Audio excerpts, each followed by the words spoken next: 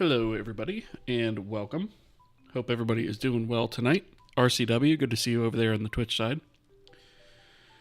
So tonight we're going to pick up our refactor, and we're going to tackle the render graph as well as its passes and see how far we get with that. And I've got a few ideas of some things I want to change up while we're in there.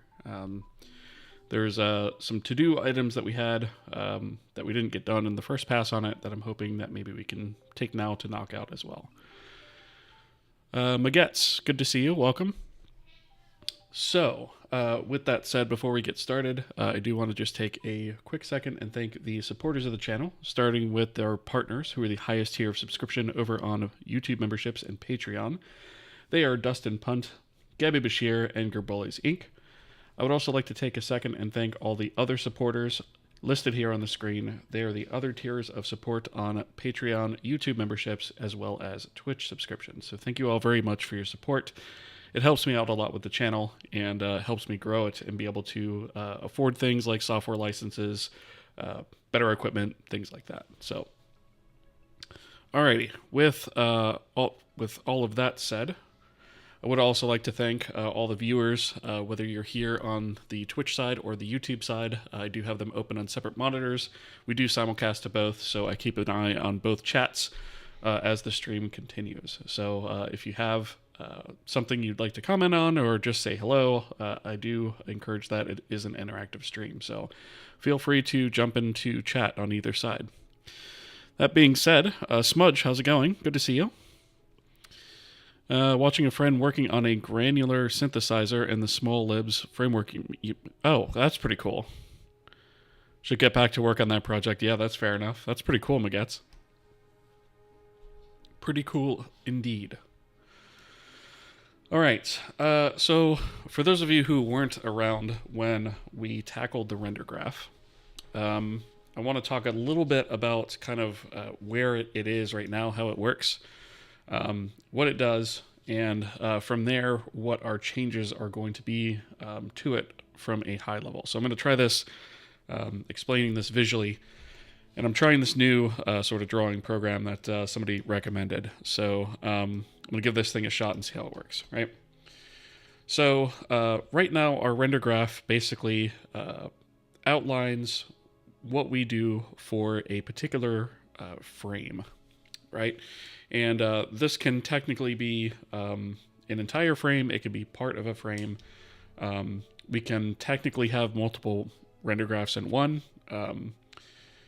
And I think right now that's actually what we're doing. But I'm thinking that maybe we want to support that, maybe we don't. I haven't really reached a decision there yet. But that being said, a render graph does encompass a whole frame. So if we draw a box here, this box represents everything that happens in a single frame, okay? And so what we have is a collection of what we're going to call passes, right? And this is not necessarily to be confused with a Vulcan render pass, but it can contain render passes, but not necessarily, right? And so these passes essentially are different stages of the individual frames. So like, for example, we have one here that is the skybox, right? So we have something called the skybox pass. I can actually make that a little smaller. And then we also have another pass, which we call the scene pass. And then we also have a pass that sort of happens in between them, which is called a shadow. I think we call it shadow map pass right now. That's probably going to change too. And then so basically this is kind of what our forward renderer looks like right now. And each one of these individual passes has a couple of properties to it, or things that we call sources in sinks. And so a source is essentially a source of some sort of resource. And I know that sounds weird in a sentence like that, but you can think of it as maybe our color buffer render target or our depth buffer render target, right? And so it provides some sort of source, and then that gets plugged into a sink, right? So I think I'm gonna represent our sources with, let's go with blue for the sources, right? And so let me actually do, you know what, let me do the sinks first. Might make a little bit more sense if I do it that way. So a sink will represent with a circle, right? And so we'll just put that here, right? And so this particular sink, let's see, how do I want to do this? I guess we can put in here, this is going to be what we're going to call the color buffer sink, right? And sort of globally out here floating in our render graph, we have a source, right? Which is our sort of our window color buffer, right? I should have changed the color on that. So we'll call this our, just to make it less confusing, our window color buffer, right? The names don't necessarily matter as much here. And so the idea is that you take a source and you plug it into a sink, right? And that is basically the way that these things work, right? So all of these sources, all of these sinks have names. We can reference them by name. And when we're configuring the render graph, we basically set it up this way. So we've got our window color buffer here. Can I select multiple of these? Yeah. We also have, we'll call it our global depth buffer, right? And actually, let's just call this let's call this global, right? Just to indicate that it's global, right? So our skybox only uses our color buffer, right? So essentially, what happens is it takes in the global color buffer into its color buffer sink, and it writes the skybox to that image, right? And then it outputs a source on the other side of that, right? And so that source should be blue. Let me spread these out a little bit too. Right, so that source we can also call color buffer, right? And so sources and sinks can be named the same thing, but you can't have two sources and two sinks name the same thing on the same pass, right? And so what happens with this one is it takes in the color buffer, writes to it, outputs a color buffer as a source. The next thing that's going to use that is actually going to be our scene. So our scene actually has one of these guys as well. And I'm going to move color buffer off to this side right here. I guess that's fine, right? So our scene actually uses two things. So our scene has a sink for the color buffer. And then it also has a second sink for the depth buffer, right? And so in terms of the way that this one gets populated is it pulls from the global, right? And so our color buffer for that particular pass is fed from here to here, right? And so that's kind of the overall flow. Now, that is all well and good for these two, but let's see, where can I put this? I guess I can put it here with a green arrow, right? Going here, right? Our scene actually has a third sink though. And this third sink is, let's see what actually we're going to call the third sink, shadow. We'll call this shadow map, I guess, right? And so our shadow map has a source that it outputs. Right now, just a singular source, right? And it has, it's called shadow map, right? And so as you might guess, this links to this guy, right? So this is stuff that we've gone over before, right? The only difference being is you'll notice that the shadow map itself does not actually have a sink, right? What it has instead is it actually has its own internal source, which I think I'm going to represent with, I guess, this brown color, right? And we're going to put that inside here, right? And this is going to be basically the internal shadow map that, or the internal texture resource that this shadow map pass owns, right? So we'll call this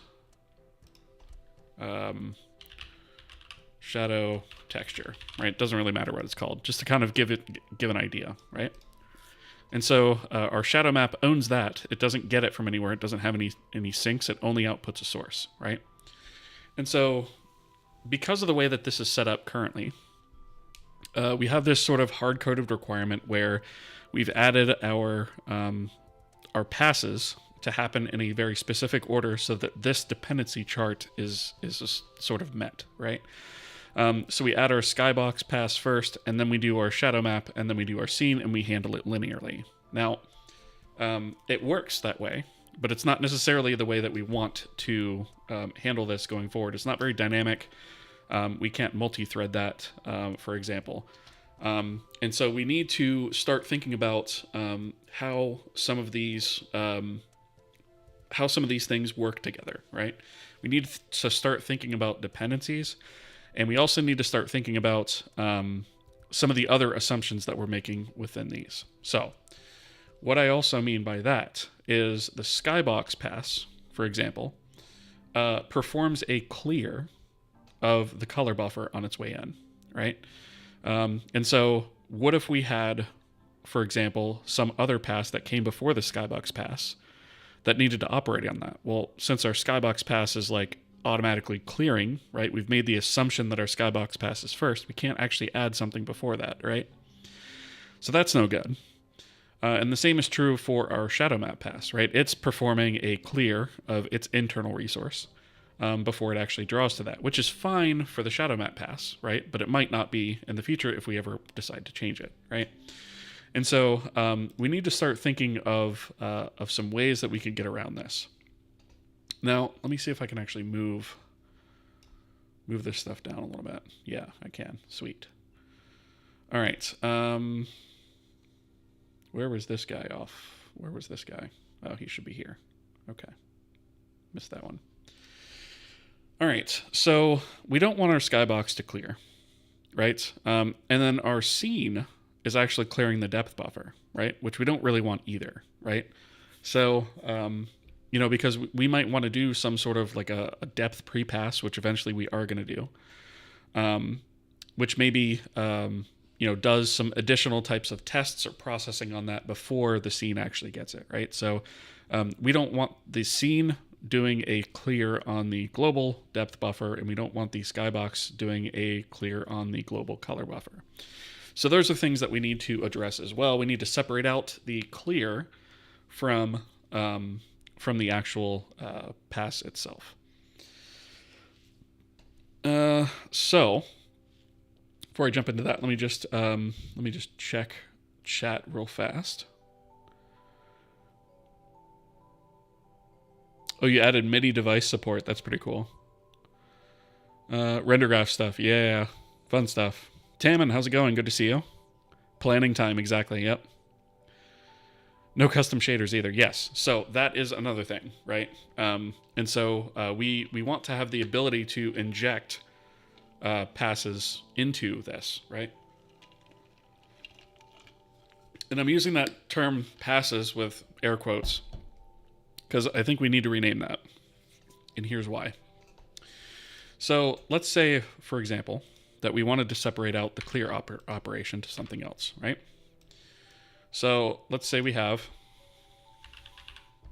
clear, we'll call it color buffer, right?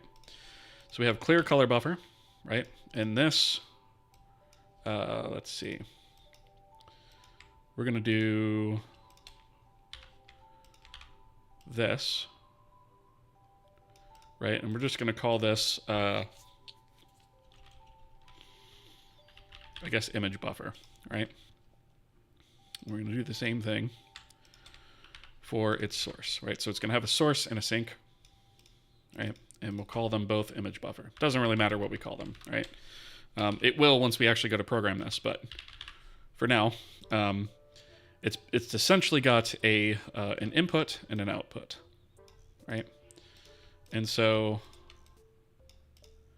we're going to take from here and plug the global image buffer, or the global color buffer, rather, into a clear buffer, right? And then we're going to take another arrow, and we're going to go from this image buffer to the color buffer, right? And that's going to separate out the clear step for that, right? And then we're essentially going to do the same exact thing over here, except this is going to be the depth buffer. Let's just call this, let's actually call this clear depth and clear color. All right. And so instead of there, we go to here, right, to that guy. And then we go from this guy down to here, right? And so right away, you know, doing the clear operations and setting the clear flags in the skybox would break this, right? However, all of that being said, what we're looking at here is we would add, you would think, right, a new Rendergraph pass called clear color, or just clear, right? And it just takes in either a depth buffer or an image buffer and just clears that thing and then shoots it into its source to be input into some other sink. However, this isn't actually a render pass that's doing this, right? This is actually, in terms of Vulkan, it's actually a single command, right? And so the term pass really no longer makes sense, right?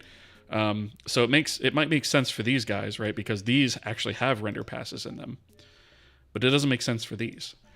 And furthermore, we may have some other sort of processing that needs to be done, like out here, like maybe some compute process that needs to run that then outputs a set of data to maybe, I don't know, our scene or whatever it may be, right? We need a way to output different types of sources to different types of sinks as well, aside from just attachments, right? And so those are some of the things that we're going to be looking at tonight, and we're going to see how far we can get with that. But this is basically the idea, right? So, we might have something that happens over here. That's not really a pass. These clear operations are not really a pass. These guys are. And then technically speaking, this shadow map is multiple passes, right? Because we have a cascading shadow map, right? So our shadow map technically is 4 passes, right? So it really doesn't make sense for us to call these things passes anymore.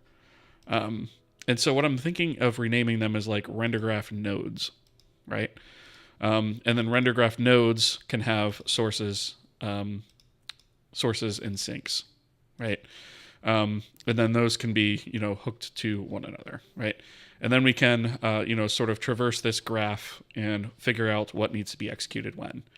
And my hope for this eventually is to be able to multi-thread this and do some of these things, sort of at the same time, right? So, for example, we could perform both of these clear operations at the same time, right? Because this depth clear here isn't needed until all the way down here. We could also kick off the shadow map at the same time, right? So we could kick off these 3, and maybe even this guy, whatever he is. I'm going to delete that though. But we can kick off these 3 all at the same time, and then, be doing that. And then when this guy clears, we kick off the skybox. Maybe this guy is still running or something. And then when we come down to the scene, we say, okay, skybox is done.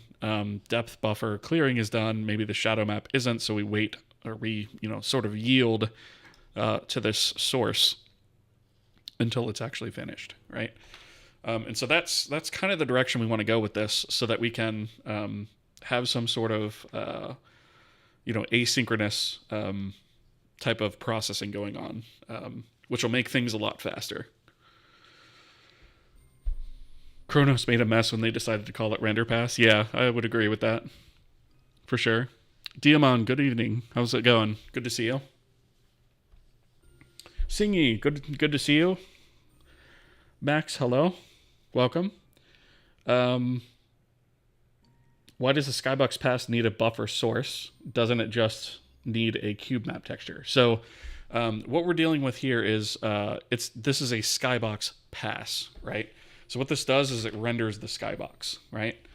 And so the buffer that it's intaking is the buffer that it's rendering that to, right? So in this case, the color buffer. It's got to draw that to something, right? So that's essentially what that's doing. Pete's Astrophotography, good evening. Good to see you. Welcome. Welcome to the stream. So there's a couple of things that we're going to need to change. First off, we sort of set up and declare our render graph in a very linear fashion, which is fine for now. But I kind of want to remove that and do some traversing of all of the nodes and their sources and sinks to see if we can actually generate that ordering sort of on its own. Let's see. So the first source and sink could be the same. Yeah, so these things just happen to be named the same, right? So this is a sink right here, and this is a source, right? So the way that this works is it takes in, we have this sort of global color buffer that's floating out here in the ether, right? That we can acquire. And that is plugged into this image buffer sink.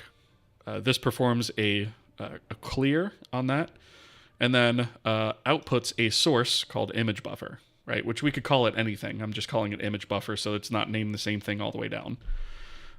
More than likely, it will probably be called just color buffer all the way down. But we could call it anything we want, right?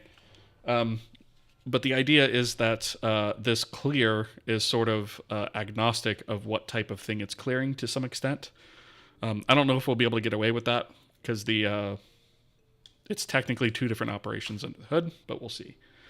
But essentially, we have, you can think of this, at least for these guys, as an input and an output. It's not always going to necessarily work that way because technically it's all outputs, right? So, clear color is an output to this color buffer.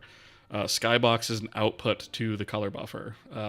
Scene is an output to the color buffer, right? So those are all technically outputs, which is why I called it sources and sinks, not input output, because you're technically all of these things, all of these passes are technically outputs to the buffers.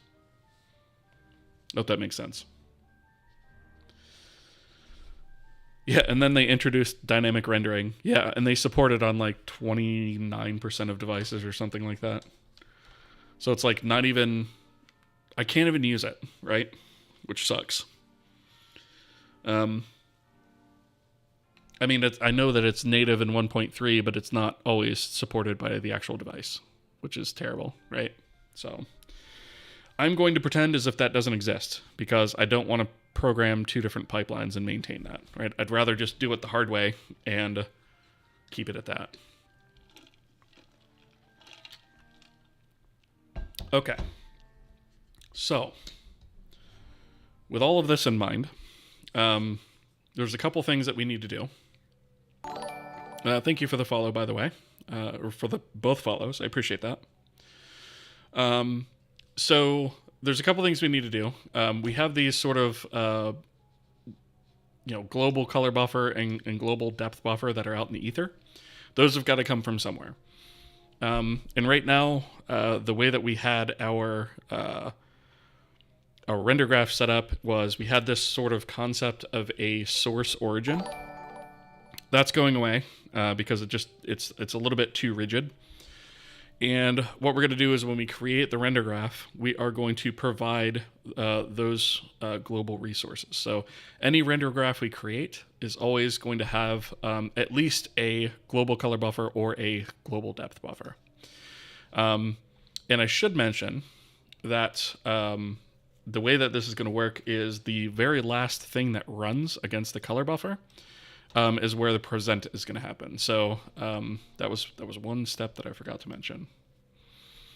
So we have let's call it frame start up here, right?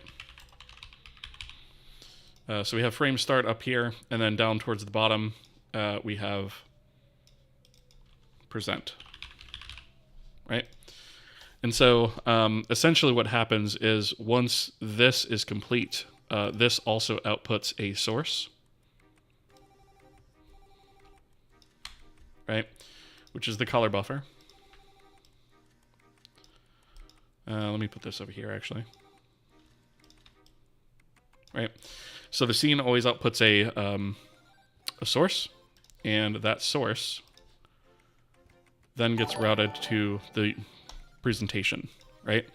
And so essentially what we're going to do is whatever is the last pass here, we're going to also mark this with a special flag that says, when you're done with this particular render pass, make sure to transition this image to the presentation format, right? So that's essentially, I think, the last step that we need to do. And so we want to take all of this and make it dynamic, so to speak, right? That's the goal. Okay. Appreciate the follows, guys. Thank you very much. Cool. All right, so over on the YouTube side, I'm implementing a plugin-based render as well for my GUI library. How do you abstract away pipeline and render pass creation? My initial solution is to use static pipelines. Plugin when loading will create some static pipelines and a render pass. Yeah, so the way that I'm handling it right now is pipelines are actually part of the shader, right? Which isn't necessarily always ideal because technically you can have your pipeline is really more specific to your vertex attribute layout than anything else. But for right now, my shaders are usually enough different that that's not really a problem. So I tie it to a shader. And then anytime I use a shader, it's binding that pipeline within the shader. And then as far as the render pass right now, I don't have that actually abstracted, right? So there's a concept of a render pass that you can call from the front end. And it doesn't really store any information as far as the render or front end is concerned, but that passes through to an actual backing render pass in Vulkan. I hope that makes sense.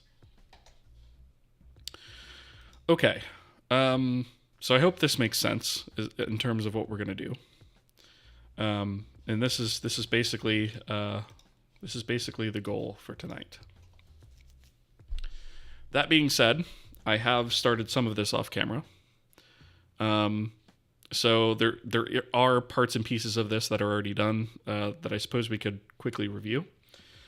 But before I jump into that, it looks like we are going to have ads here in just a second. So I'll go over how that works for all the new folks here. So basically, whenever ads come up on the Twitch side, which is once every 30 minutes for up to 90 seconds, depending on region and locale, I pause the stream so that nobody misses anything. And I know ads work a little bit differently over in the YouTube side, but I pause the stream across the board so that nobody misses anything, because nothing sucks more than having a full screen ad come up and you can't see or hear what's going on for a programming stream. That's rubbish, right? So just to even the playing field, as it were, I like to pause the stream so that nobody misses content, right? So with that said, yeah, we're going to have ads here in just a second. Cool, love your streams. I appreciate that. Thank you. Wrote a SPIR-V parser for my game engine. It was simpler than I thought. One external dependency less. Yeah, I eventually want to do that.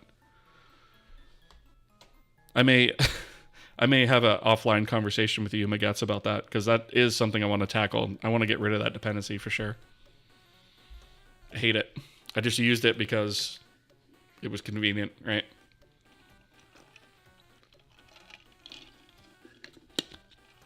But yeah. Oh, the other thing is when ads start, I do put a timer on the screen too, so that you guys know exactly how long it's going to be before I come back. So if you need to hydrate or something like that, you've got time. Okay.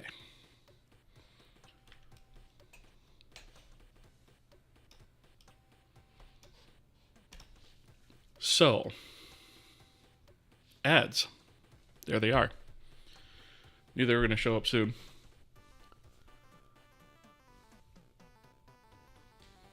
So like I said, we'll just wait up to the 90 seconds and then we'll continue.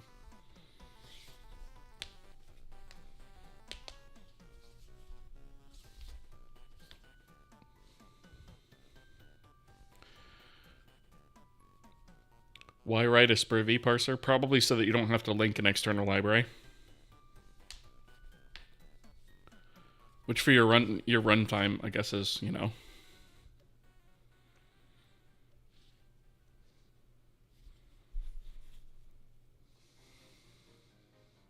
Oh, from like, I didn't think you quit. I definitely didn't think that.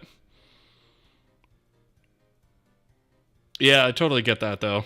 You're helping out a buddy. Yeah, no worries. I knew I hadn't heard from you for a bit, but you always show up on the stream, so I knew you were still there.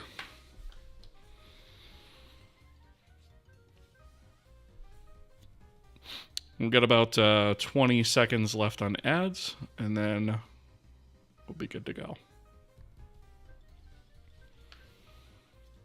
Plus, you own the code and understand it best. Yes, I agree. Which is the reason I write most things from scratch. 100%. All right, and ads are dead. Cool. So, one of the first things that I should mention in here is in the Vulkan backend, we have, I did a little bit of tweaking in terms of how the final layout is determined. So before we had this sort of, what was it?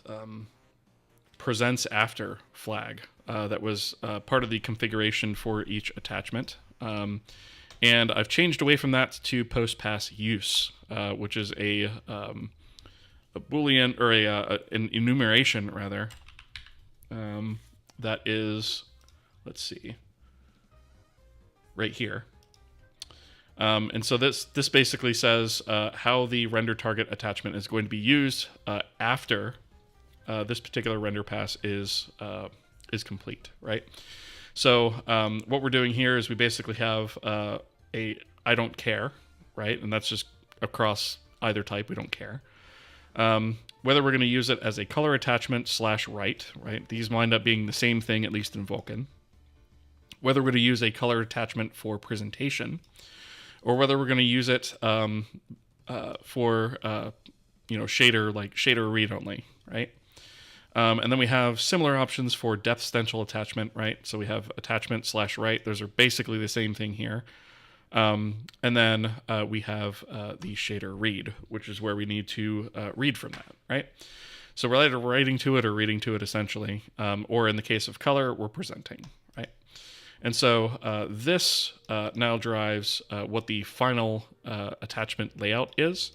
In terms of the color attachment, which is, I think that's where we are now. Yeah. So for the color attachment, these are the options here. And it smacks you if you try to use any of the depth options. And then for the depth, it sort of just does the opposite of that, right? And it just determines that final layout. So this is a little bit more dynamic. Instead of having a presents after, which really didn't make sense for depth buffers, we have that sort of post-use flag. The other thing is, in the front end, we have And those of you who are familiar with OpenGL might recognize kind of the pattern that I'm following here. But we have the ability to set a clear color, a depth value, like depth clear value, and a stencil clear value, right? So we have the ability to set those. Those are cached internally by the renderer backend. And then they are used when a clear operation is called. So we have the ability to clear a color texture, where we pass in a handle to the render texture handle. Or we have the ability to clear a depth stencil texture, where we pass in a handle to that texture, right? And so that is what is going to provide the functionality between, or for these clear color and clear depth, right? So we'll have that to sort of back us up. If we take a look at the renderer backend, so we take a look at this guy, and we do clear, right? So our clear color set essentially goes through, makes sure that the values of the RGBA are all clamped between 0 and 1, and then it goes ahead and does a copy of the vector 4 elements into the float32 color clear value. So we actually store this guy on the Vulkan context now. So we store that. I think it was a little bit further up here somewhere. Here, right here. So we cache the currently stored clear value for the color, and then the depth stencil clear value here, which those will eventually be passed on to actual Vulkan commands in just a second. So we have one for color. We have the depth here where we clamp that value as well, and we also have the stencil. And then we have the clear color texture here. So what this does, if we expand this out a little bit so you guys can see that, this automatically takes into account what the image index should be. So if the internal image count is 1, it's just going to use the first image index. Otherwise, it is going to use the current image index that the swap chain has given us, right? So it'll make sure to go ahead and clear the correct underlying Vulkan image, right? And so it just performs that internal lookup and then automatically handles the indexing here. What that means is that we no longer have to tell from the front end what index we're clearing. We just say, hey, clear this attachment and let Vulkan figure out that image indexing stuff, right? Which is the whole thing that we've been trying to get working this whole time. And then we finally clear the image using VK command clear color image, right? So again, this looks at the layer count and then pulls the sub-resource range, which we're now saving off, or it shoots in the sub-resource ranges array, right? So if I go to the definition of this guy, so our Vulkan image now stores a couple of extra things. So when we're creating a image view, one of the things that we have to create is a image sub-resource range, right? So for a single view image, right, just a regular texture 2D or a non-layered image, this is what we populate, right? This guy here. For a layered image, we have multiple views with that. So if we have multiple views, we save off the sub-resource range for each one of those views. Likewise, in Vulkan image, when we do a view create, right, we now take in a sub-resource range for that, right? So where we're creating this image view create info, we now write out to this out view sub-resource range, and then we plug that in to the view create info sub-resource range.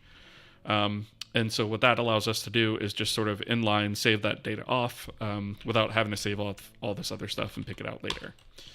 The reason we need that is because VK command clear color image takes a command buffer handle, which again handles the indexing here. Takes the image handle, which we've selected the correct image here. In this case, we are clearing an image, so more than likely we are going to be in the present format, or the present layout, I should say. I probably shouldn't assume this. I should probably,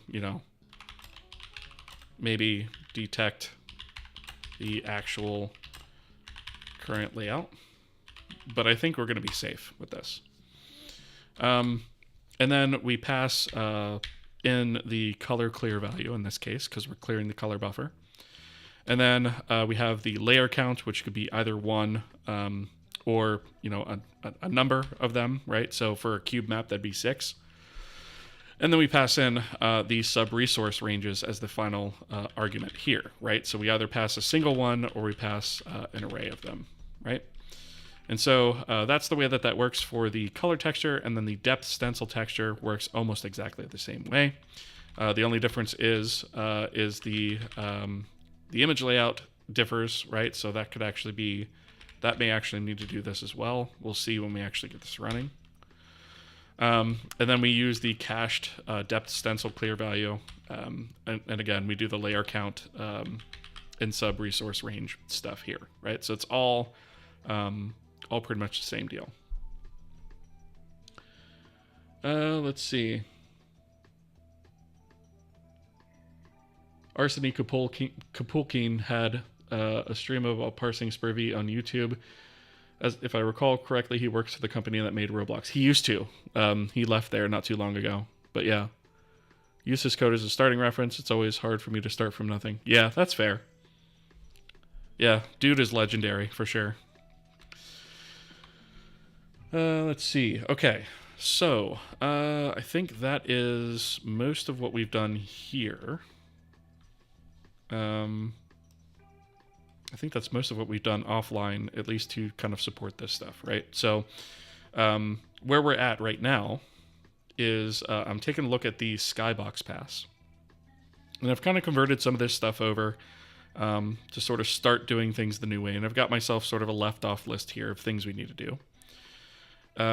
So we need to change the render graph to gather resources at the beginning of a frame. So like the global color buffer from the current Windows render target, for example, right? Because if you remember, we added multi-windowing. So we need to determine like what's the active window, and then get the swap chain images for that particular window. Convert render graph passes to use configured sinks, right? So that's another thing that we're going to support is an app config, and I've been kind of trying to play around with this a little bit too. Was maybe some configuration for the render graph, right? And I'm not 100% sure that I'm going to do this portion right now, but it is something that I am heavily thinking about doing, right? So I sort of started playing around with a little bit of config here as to what that might look like.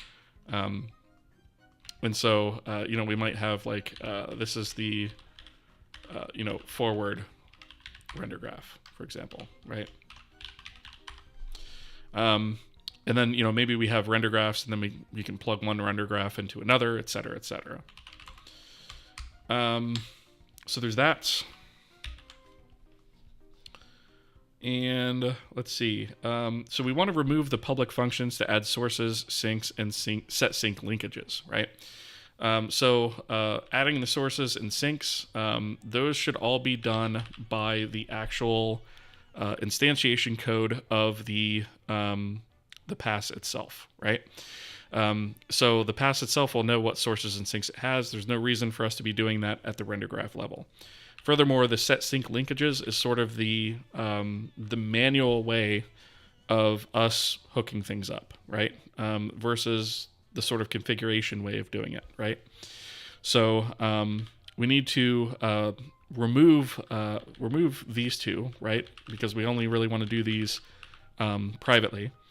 And then as far as set sync linkages, like this is going to be removed entirely and replaced by like a dependency detector, essentially. I'm thinking about removing the specialized render graphs and replacing them with templates, right? So we might have template configuration that looks like the case in that I just showed you there, and then maybe we modify from that, right? That'll eliminate a lot of code out of the code base and so forth. We want to remove all public functions from Rendergraph passes. Regarding creation of attachments, these should be handled internally. This is very true, right? So we had a lot of things in our interface about refreshing attachments and things like that due to window resize, things like that. All of these things that need to know that stuff should be listening for that stuff on their own and handle it internally on their own. They shouldn't be told by the render graph that they have to do it. Remove the concept of render target types, so i.e. color or depth. They're not really needed. And I think that's probably true. And I'm actually considering removing render targets as well and replacing them with something else. Remove the concept of source origin, i.e. self or global. That is already pretty much done. At least I've removed it in terms of the render graph itself, right? So this is basically saying what is the origin of the source's underlying resource, right? And this wasn't really descriptive enough or flexible enough for what we needed, so we're just going to remove that, right? Add logic to resolve graph dependencies. All right, we already kind of talked about that. So we basically want to be able to look up source sync linkages by some sort of string lookup, right? So it'd be like pass name dot source name, for example. And then from that, we'd be able to derive what that linkage should be, right? Sources should automatically be added internally by the render graph pass, not externally as done. Okay, so we already talked about that too. And then also one last thing to add to this, which would be rename render graph pass to render graph node, right? Because render graph pass doesn't really make a whole lot of sense anymore. Let's see. Let me catch up on chat here. What's your suggestions as someone who switched from C# Unity Game Dev to C++, SFML, DirectX, Vulkan? Any tips? Yeah, I would say if you... so it depends on how much graphics programming experience you have, right? So if you were doing C# and Unity, I'm guessing you probably didn't have a lot of low-level API experience like Vulkan or something like that, right? And so I would say you might want to start with SFML is fine, right? You might or STL maybe would be another one. Raylib is another one. Maget's also suggested that. So those are all pretty good options. And just kind of wrap your head around some of those concepts. And then if you're really interested in doing the low-level stuff like this, I would suggest actually starting with OpenGL, but only temporary, right? And I say that just so that you can make a render or two with that to wrap your head around the overarching concepts, and then quickly move on to something more modern like Vulkan, DirectX, Metal if you're on Mac OS, something along those lines, right? Vulkan if you want to target multiple platforms. If you're Windows only, I would say DirectX. You're currently focused on DirectX, accepted into an internship. Awesome. That's pretty freaking sweet. Congrats on that. They have their own engine. They're making 3D games. Think that you can waste your time with SFML maybe and get directly into DirectX. I mean, if you want to jump into DirectX, absolutely do it. Definitely do it. That's probably going to be the way to go. A bit of HLSL, renders, etc. Unity has programmable pipeline. Yeah. So it sounds like you kind of already know the answer to your own question, right? It sounds like DirectX is probably the way to go, especially if that's what the studio that you're working at uses. That's a good way to go for sure. And the thing is, just bear in mind that DirectX 11 and DirectX 12 are very, very, very different APIs, right? So I would maybe find out which one they're using, if they're using that, and stick with that one, right? That being said, if you do start with DirectX 12, jumping to Vulkan won't be that difficult. So yeah, and apparently Taman has a good DirectX 12 book. Which Taman, if you want to shoot me, that recommendation, I'm going to need that at some point because I need to write a DirectX 12 backend, right? And I haven't done DirectX 12 yet, so I'm going to be learning that on stream when we do that. But yeah, feel free to drop it in the chat here, and then feel free to message me that too. You wonder if DirectX 12 is as big of a monster as Vulkan. From what I understand, yeah, pretty much. I mean, well, Direct 3D, right? Because DirectX encompasses a lot, right? DX12 is easier on resources, easier than Vulkan. Interesting. Yeah, I'd like to understand what the difference is between those two, for sure. One day. We will be doing it here on stream, rest assured. My renderer is like a third grader. And mine is like postdoc. Nah, I mean, that's the thing, right? Like, everybody's made a crappy renderer at some point. I've made tons of crappy renderers. You got to start off with crappy renderers to get to the good ones, right? And don't be afraid to throw away your code and start over. The more times you do that, the better you'll get. Guaranteed.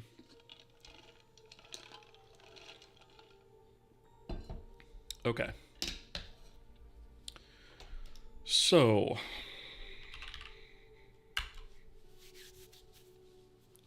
now I'm thinking... do I do the rename now, or do I just rename these nodes?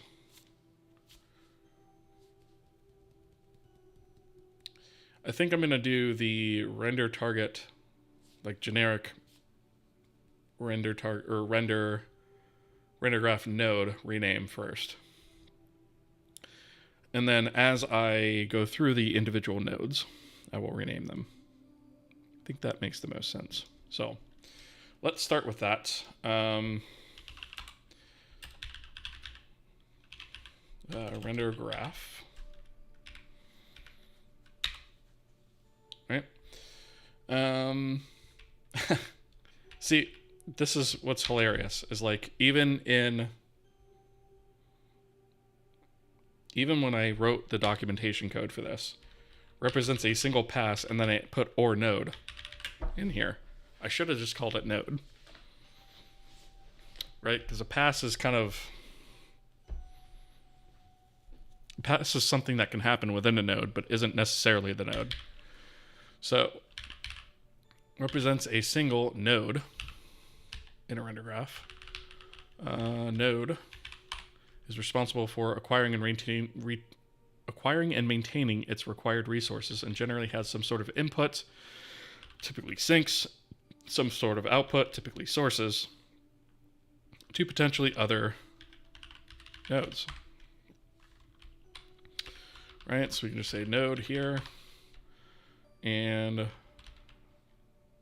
actually I probably should have done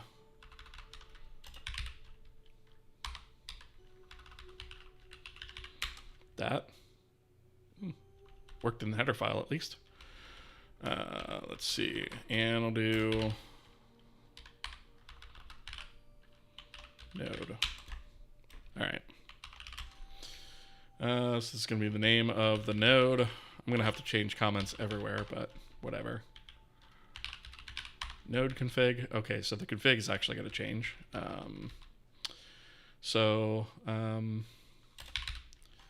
Rendergraph node config. Rendergraph node config. Name of the node. Collection of sync configs must be a Must be a config for each sync in the node. Names must match. Okay, this is what I was starting to sort of scaffold with the app config, right? So this may wind up changing. All right, so additional node-specific config and string formats. The node should know how to parse this. Optional. Okay. So that's going to be kind of what our configuration looks like for a individual node. Oh, weird. It didn't rename it here. So this should be that. Oh, because I didn't rename the... I didn't rename this.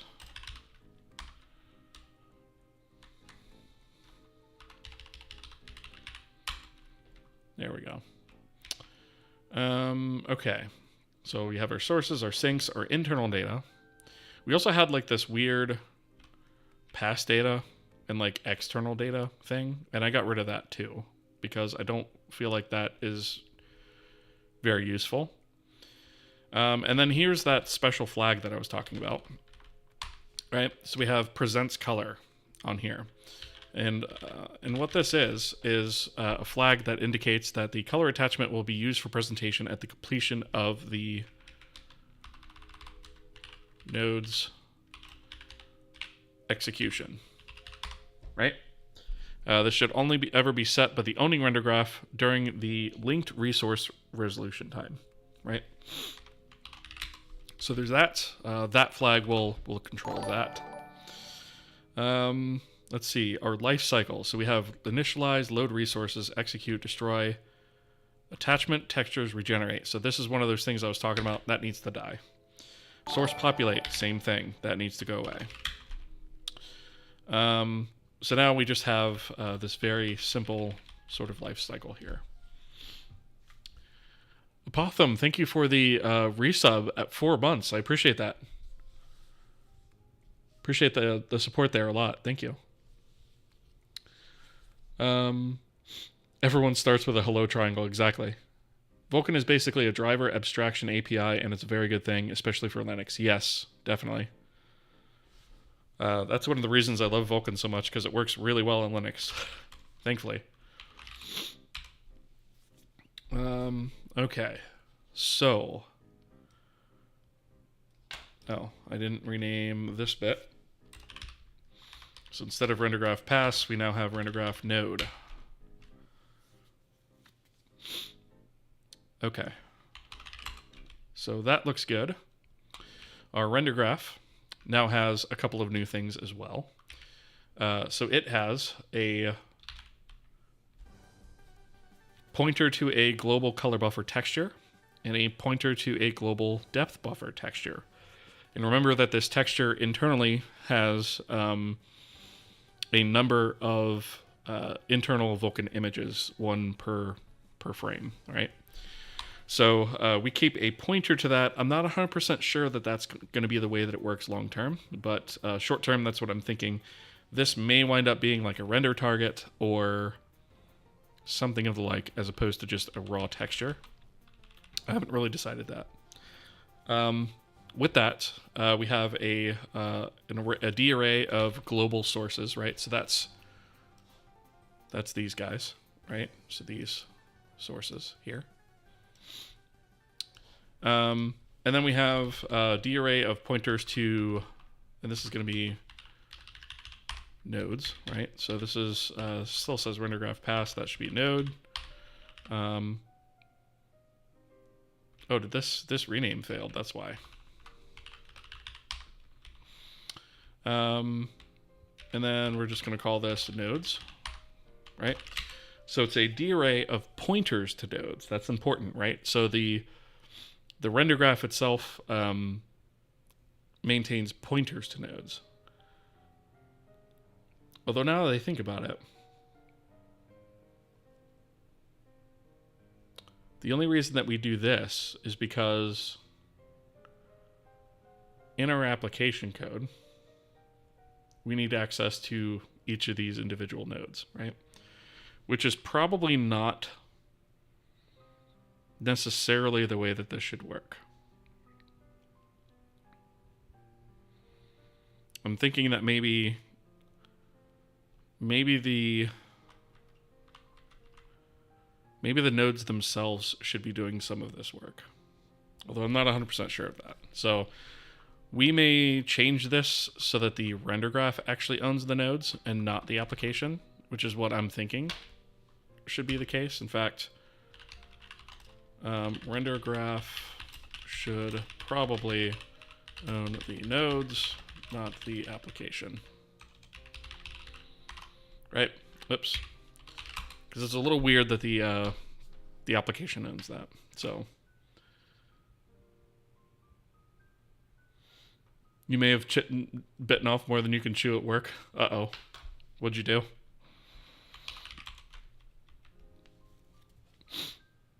All right. So the other thing that we have is we have a single global sync, right? And this is what gives us ads. So we've got 90 seconds of ads. We will be back after that.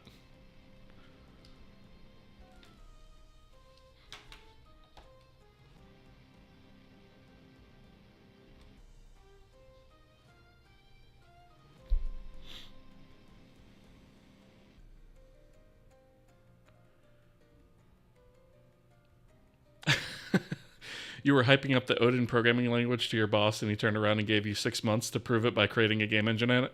Do it.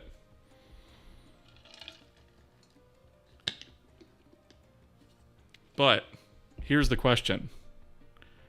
Is he paying you to do that? Or is he expecting you to do it on your off time? Because there's a very big difference there, right?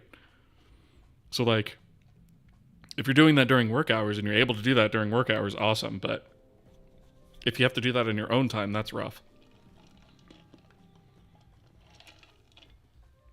Granted, if you're not streaming it and describing every step of the process along the way, you'll probably move a lot faster than I do, for sure. But, you know, that's a thing.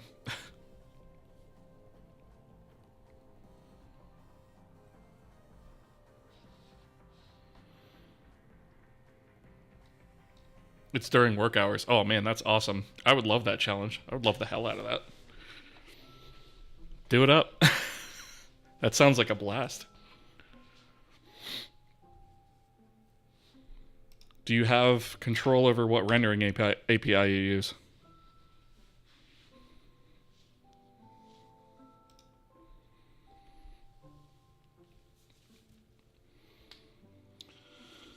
Let's see. Got him. Yeah. You made a renderer on your own. This is far more than what most of us have done, and now you can learn and understand even more. Yep, exactly. Pocket Watch raided with a party of 15. Thank you so much for the raid, Pocket Watch. How are you doing tonight? Welcome, raiders. If you're not following Pocket Watch, go do it. What were you up to on stream? Oh, you gotta run. Okay, no, that's totally fair. No worries. Working on Monaco too? Sweet. That's awesome. Good stuff, good stuff. All right, so for the raiders, I will give a very quick overview of what we're doing. So we are making a game engine from scratch using C and Vulkan as our initial rendering backend. And I say initial rendering backend because we are eventually going to support multiple rendering backends, including Direct3D and Metal. That being said, we are currently cross-platform. So this is available on Windows, Linux, and Mac OS desktop platforms, right?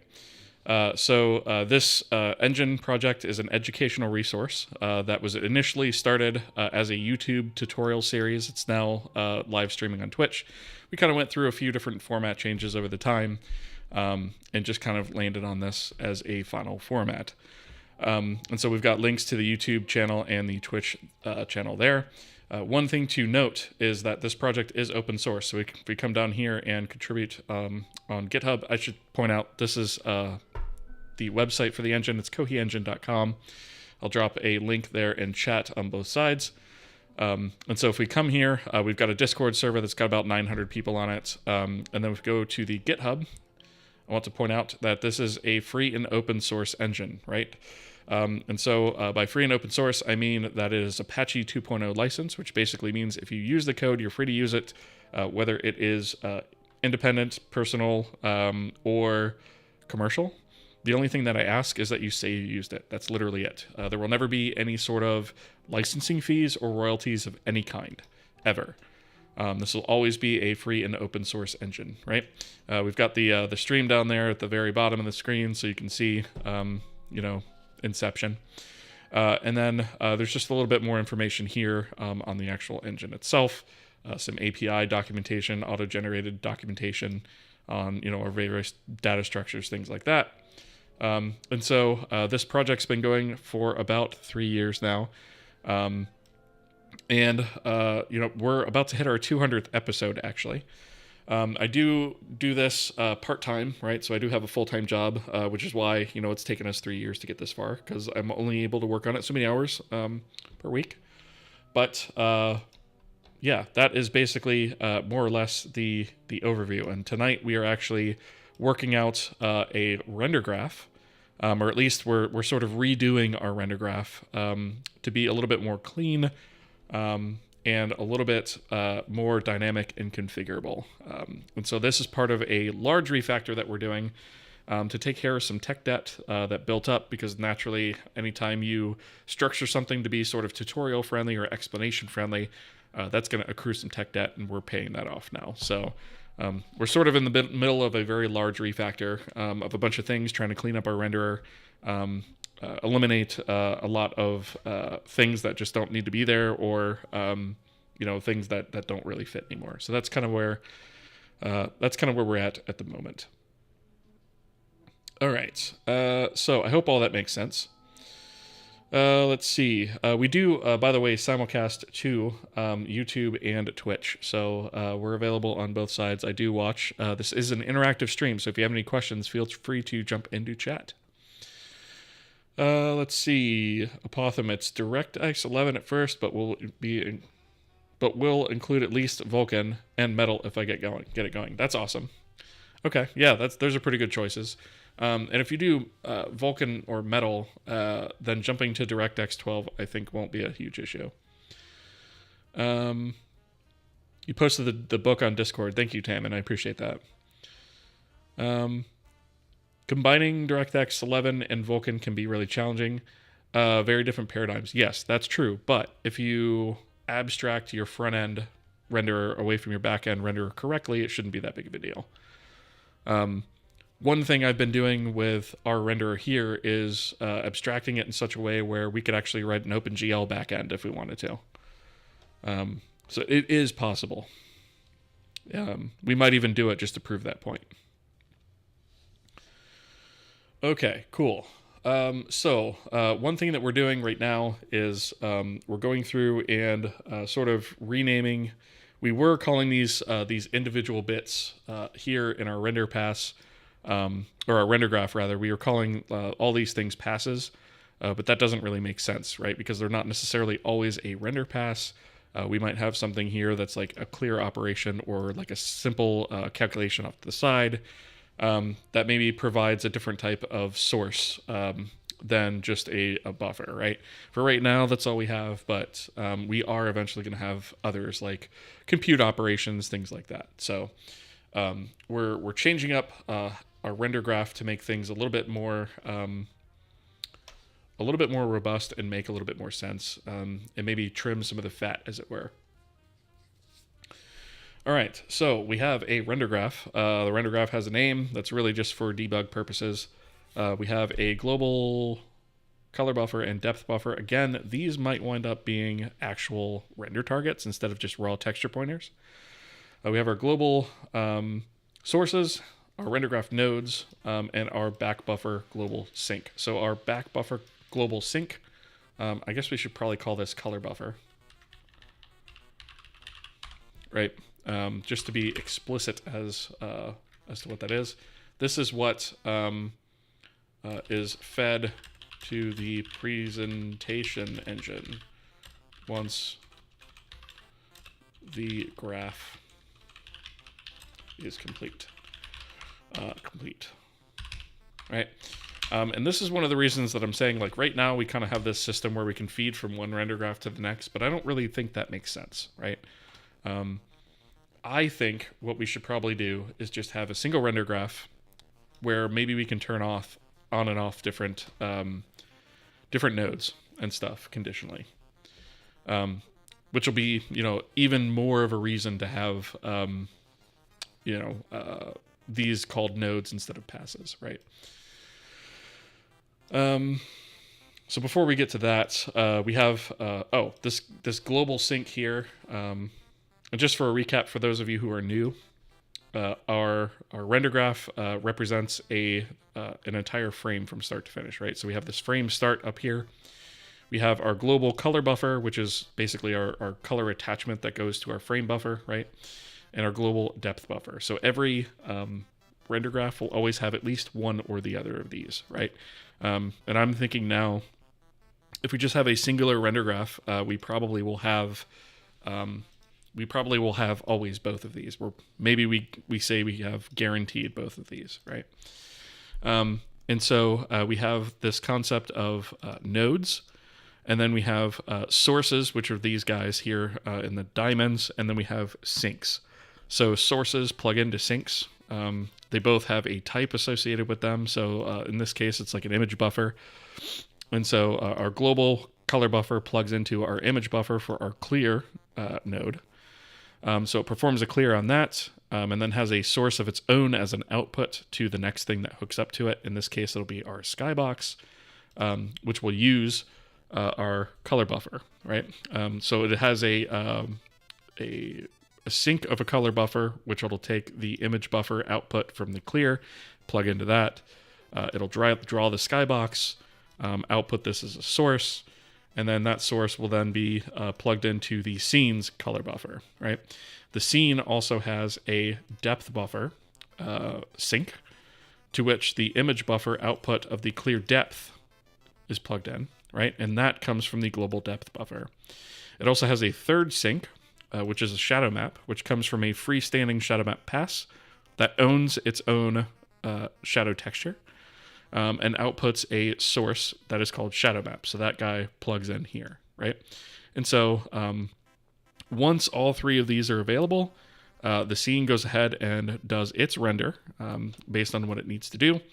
And then it outputs to a color buffer source, which is then plugged into a present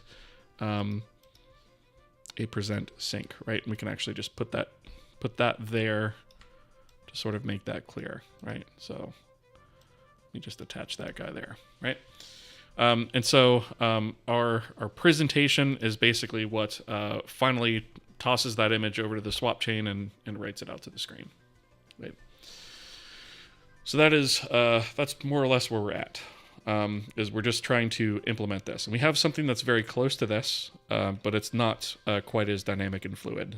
Basically what we have right now is this section of it right here with a lot of assumptions being made, right? Like the skybox is currently clearing the color buffer.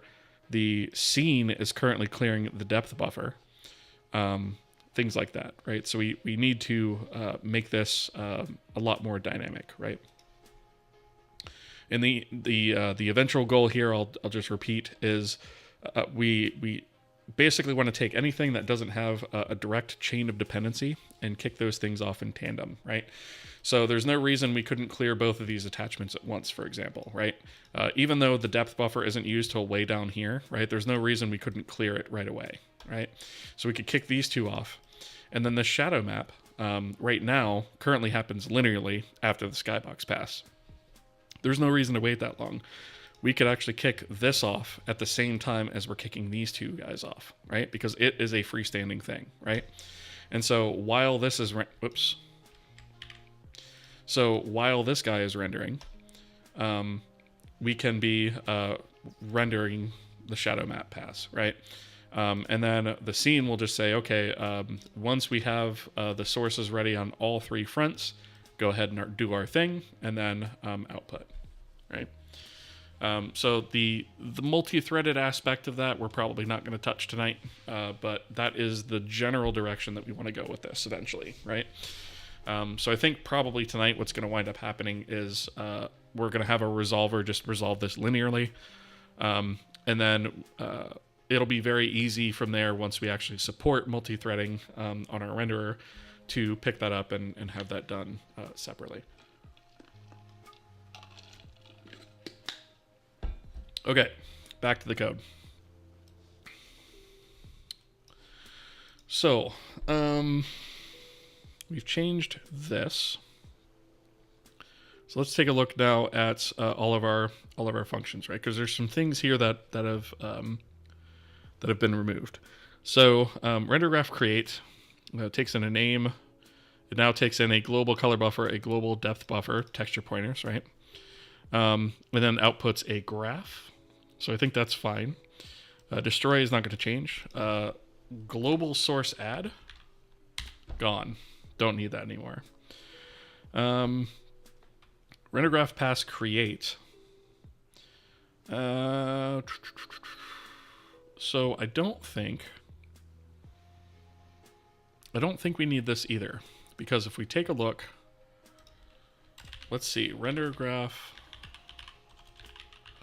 pass create. Does anything even call that at the moment? So it looks like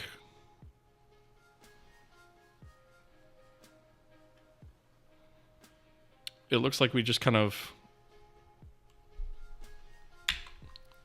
So this is currently the way that we're creating this, right? We call our Rendergraph create, we add our global sources, and then we create all of our passes, which are not called passes anymore, using these functions, right? And then, let's see, we create the skybox name, pass it a creation function pointer, and I think an update function pointer, I want to say. Something like that. And then output to a pass. Sync adds, source adds. So here's the sources and syncs. Like these can go away because and sync linkage, we can get rid of those because those are going to be handled internally by the pass creation itself now.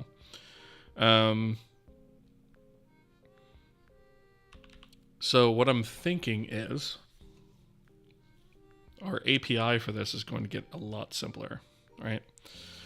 Don't we have, let me see something really quickly. Skybox pass. So we have Skybox pass create, right? So after we do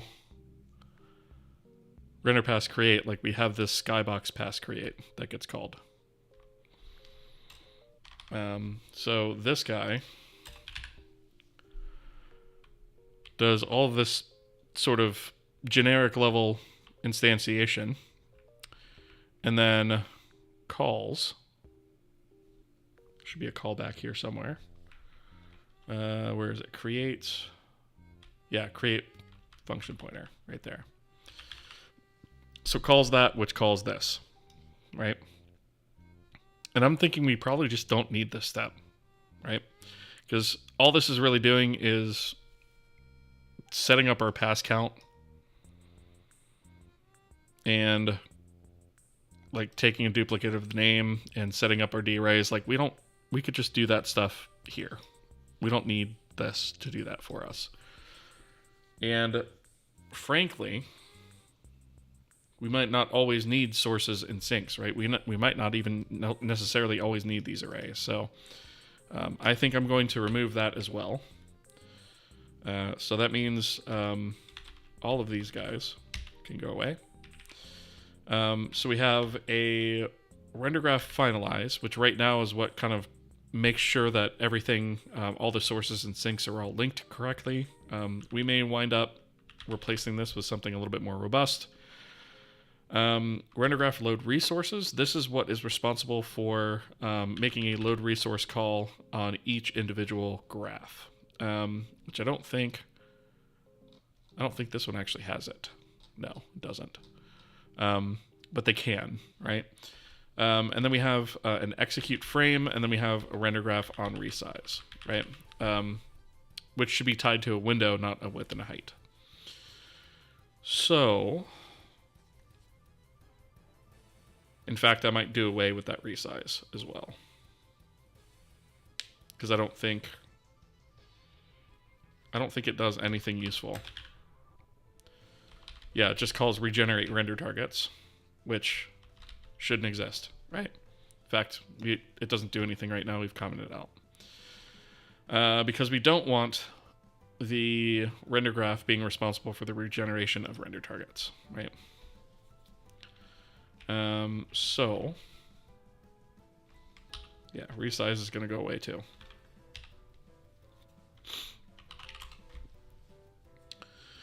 Okay, so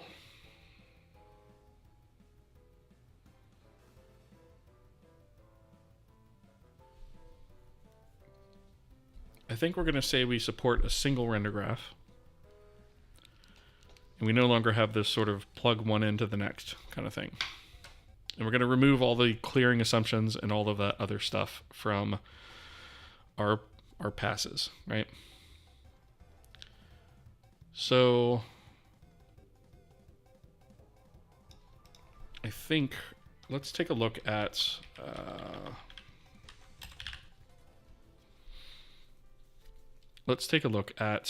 some of these. So global source add, that can go away. Pass create, we'll keep that for now, just because we need to make sure that that we don't miss anything. Let's see, source add. So this just finds the pass by name, and then verify that the pass doesn't already have a source of that length, okay, or that name. And I think sync add does the same thing. Yeah, it does. And then set sync linkage. Basically it finds the source pass and the target pass, finds the source name and the sync name, and links those two together. And if it can't find it, it bleats about it. So I think we can actually get rid of this one outright. And you know what? I'm gonna get rid of this guy too. And source add. I'm gonna get rid of them both. Because we're not gonna allow that to be done outside of the context of the individual node itself, there's no reason for us to verify or do all that verification, right? It's just not needed. Finalize. This, we may have to hold on to some of this logic, but I think we could probably get... You know what?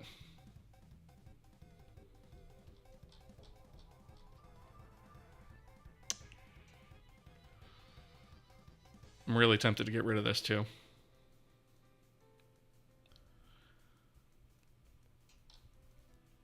But I'm going to keep it for now. I'm going to keep it for right now. All right, so Rendergraph pass creates. We'll hold on to that. And we're going to start with the skybox pass, right? And we're going to change this to be a skybox node, which I guess is going to be a skybox Rendergraph node, is what we're going to call that. And then we're going to kind of convert it to the new way of doing things, rename it, and then we should be able to remove this, and then all the others will fall in line with this template, more or less. Tropic, thank you for the follow. Appreciate that. Welcome. All right. Coffee Lava, what's going on, my dude? Yes, I am live. Poggers. How is it going, my dude? Good to see you. We are refactoring our render graph tonight.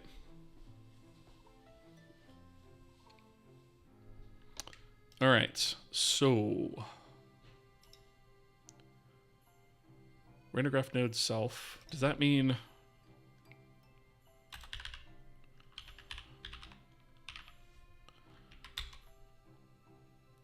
Okay, this already picked up the rename, which is good. So let's rename this to Skybox Rendergraph node.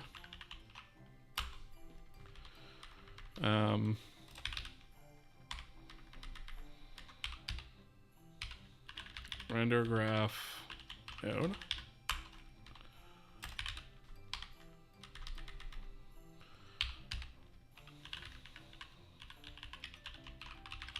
Oops, node, not code. And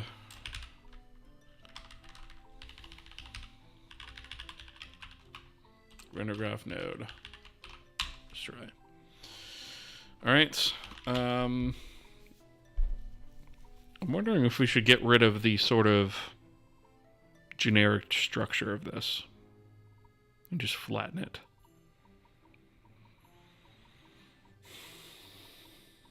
Not right now. I think if we do that, we'll do that in a separate pass. We also have this stupid extended data thing, which I really want to get rid of. I don't like that. So let's actually add something else to this. So we'll add like a specific function here. So we'll say skybox. Actually, this is going to be return type void, I think. Skybox render graph node set skybox, and that's going to be struct render graph node self, and we'll do struct skybox sp. Right, we'll just set it that way. That way we can get rid of this stupid foolishness. And then, let's see, node execute. I suppose we can keep that, right? Because that's a sort of per frame operation, so we can keep the frame data there. Okay, yeah, that makes sense. Nothing just took a walk, getting fatter and fatter by the day. I understand that. Totally understand that. Since you prefer C over C++, I'd love to hear your thoughts on Rust in general and for game programming. So, I can't give too much thoughts behind this, right? Because I haven't used Rust to actually create anything meaningful. So I'm not really qualified to give a huge answer on that. But what I will say is, I use C because I like to have control over memory. I want that control over memory. And if I didn't want control over that memory, I would use something like Rust, right? Or I'd use something that was that controlled the memory for me, like C++ smart pointers or something like that, right? But I don't want my memory to be controlled. That's why I use C, right? If I wanted that control / security, if you can call it that, right? Then I would use something like Rust. But I actually don't want that. That works against the way I prefer to work, right? Not saying it's not possible to write something in Rust, right? Because obviously it is, right? But I don't want to have to work around the language to make what I want to make. So that's why I don't use it. I might, as a challenge one day, write like a renderer in Rust, but it's not going to be anytime soon, right? I just much prefer C, right? I probably would write a renderer in Odin and or Zig before I ever wrote one in Rust. But maybe. Tell you what, I'll say this. If my YouTube channel hits 100,000 subscribers by the end of the year, not only will I cut my hair, but I'll also write a renderer in Rust. I will drop what I'm doing here long enough to write a renderer in Rust. That's the goal. Mind you, I don't think that's going to happen because my YouTube channel isn't even 15,000 subscribers, but Oh, beard's included in that bet. Beard is included in that bet. In Vulcan, yep.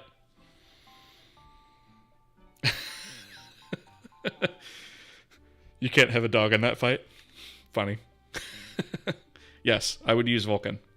Absolutely.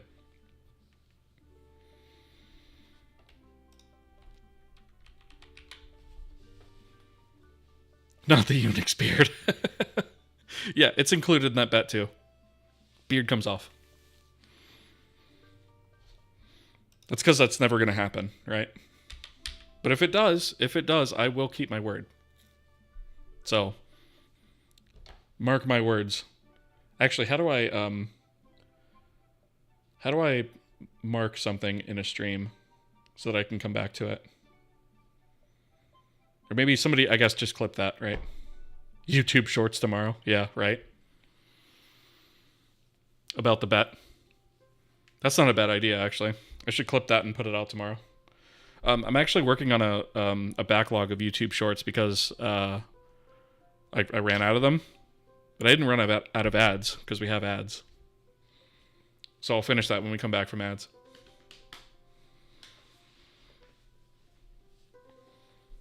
We need a Rust command for the chatbot. That's not a bad idea. It should probably be like a Rust counter, right? Like Rust has been mentioned X number of times. I'm writing that down. Kind of like coffee. If you type coffee in chat. I think it works on both sides. I know it works on the stream. Or on the... Yeah, there it is. I know it works on Streamlabs. Or on the Twitch side, rather. Yeah, so anytime you type the word coffee in chat, like even if it's in the middle of a sentence or whatever, comes back and says, you've drank a total of 20 cups of coffee. Yeah, see? Bezos will make sure you never run out of ads. That's true. It's absolutely true.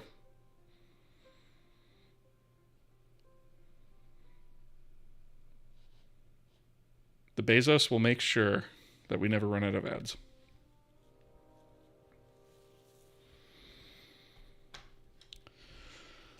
All right, so we're just about done with ads.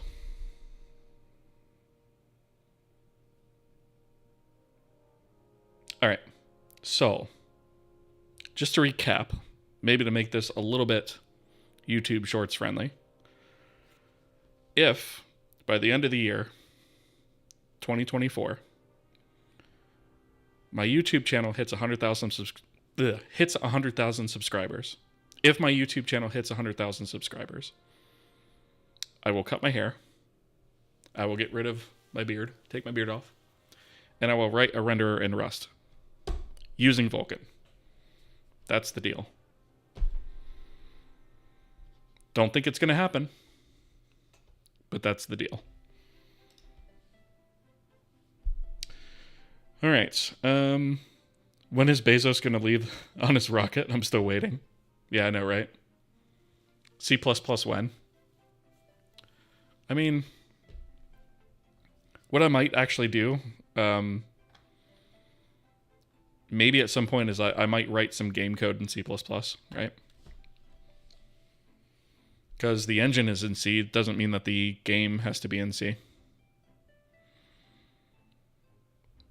You're taking out cash to go buy a billboard.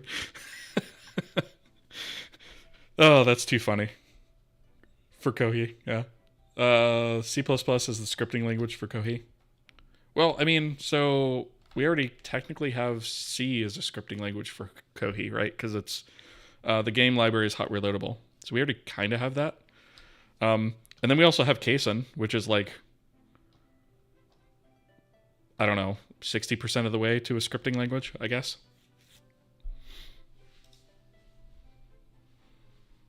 You're making a YouTube account right now? That's funny. That's very funny. I don't even think... I think as of the moment, I don't even think we've hit 15,000 subscribers. Actually, let me... I know it's close, but...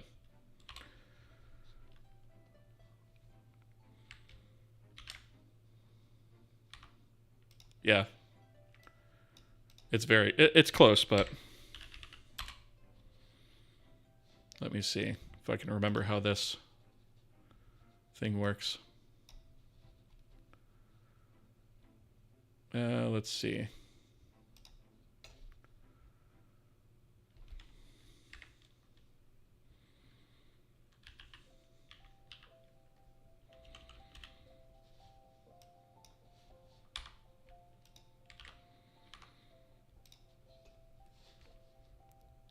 So, yeah, we're at 14,953. Bozic, how's it going? First time chat, welcome. How are you? Hope you're doing well. Okay, so let's take this and go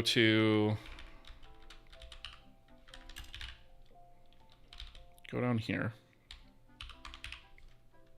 Implement this guy. Whoops, did I not? These should probably be exported.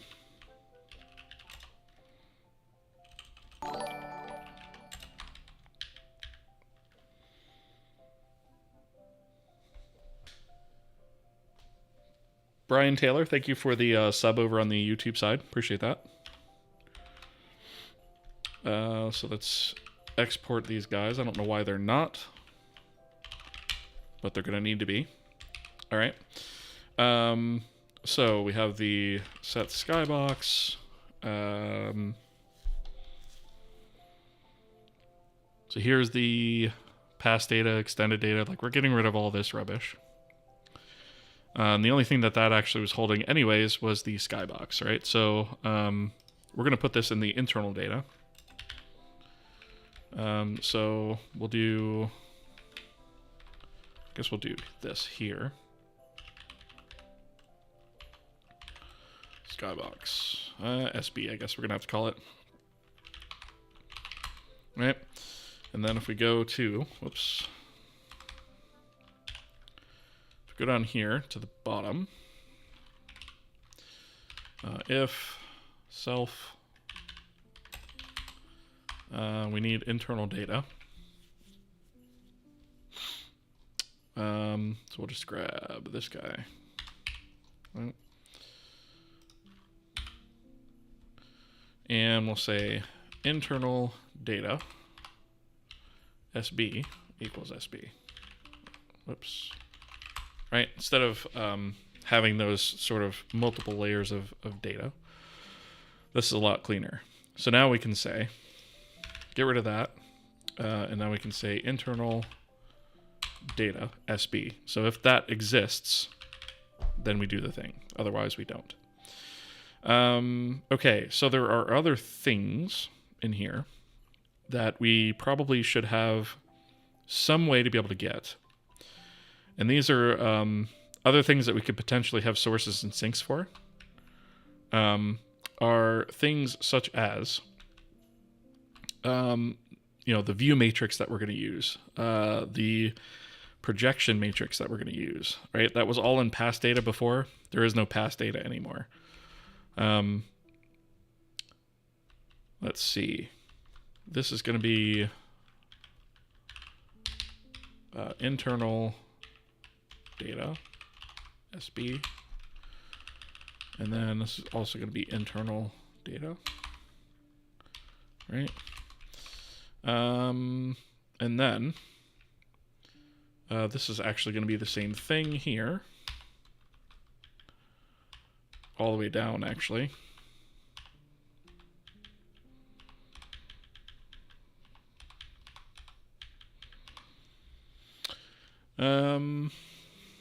Okay.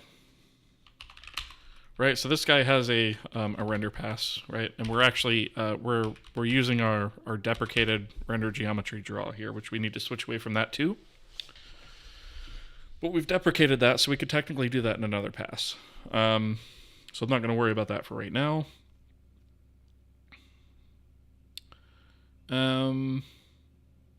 Okay, so we don't have a viewport. We don't have a render target, right? Because render pass begin requires a render target. So we don't have that. And that's another thing, like that is what we would get through our sync, right? And so one of the ways that we could do that is we could have each one of these passes create their own sort of render target. And if we take a look at the Vulkan backend, essentially what render target create does is it takes an attachment count and an array of attachments and layer indices for each one of those attachments if that is needed.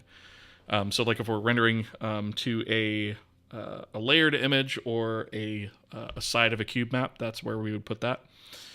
And then we have, let's see, a count for renderer frames, which means that when we go to recreate this render target, we create a underlying number of frame buffers to match the number of swap chain images that we have. This stupidly requires the render pass because of Vulkan stupidness. And then it writes to a out target, which is the render target. So if we take a look at this struct, the render target, which I think is actually in render types H. All right, if we take a look at this, it just has an attachment count, an array of attachments, and some internal data, which is actually just basically our frame buffer data. So my thoughts behind the render target is all essentially a render target is an array of attachments and a frame buffer. But I'm not sure that we necessarily need to always have those carried around, right? And so I think what we might do, like the concept of frame buffers is not exposed to the front end, and I think it probably should be, right? And so I'm thinking instead of having a render target, we have a frame buffer that's created using basically the same data, right? But instead of call it render target, maybe we call it frame data. And then I'm also thinking that we may not actually need to hold on to the attachments, right? Like once we attach these things, I don't believe we're actually going to need to hold on to the attachments anymore. And so my thought process is that maybe we have, just a frame buffer that is out there, right? And maybe the frame buffer is our sort of our global resource that we use instead of a texture pointer, right? Maybe it's a frame buffer that we have that was created using our internal attachments, right? And we can clear them individually, or we can clear them as part of a render pass. And we can access the textures separately.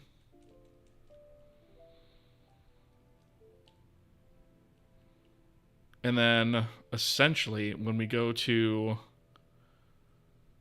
start a render pass and we pass the render target, aka frame buffer, right? All we would do is do the same thing that we do for textures. We would just select the correct frame buffer at the correct index and use it. And I think that would give us everything that we need. What IDE is this? This is NeoVim. So I'll drop a link in chat on both sides actually, so that you guys can see my NeoVim config, as well as an article that I wrote up that actually contains all of the plugins I use and an explanation of what they are and what they do, why they're configured the way they are. Nothing will steal you from Writer. I've heard good things about it, but I don't know. I've just gotten so used to the Vim way of doing things, and I've gotten pretty fast with it. The only way that I'm going to get faster than Vim is when I complete my own editor. That's also in progress, but I'm not really ready to demo that yet. All right. So maybe we do away with this whole render target business, because that's a little bit confusing. See, and we're keeping a copy of the attachments that were passed in, which I don't think we need to do. Right? Like once we attach them to the render, to the frame buffer rather, I don't think we need to hold on to that. So let's start at the renderer types level. And we'll do, let's see. We'll do render target attachment. Right, so this structure we can get rid of.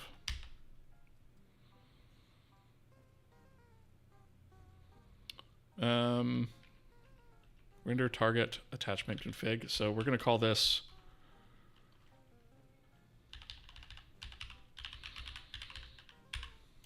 frame buffer target attachment config.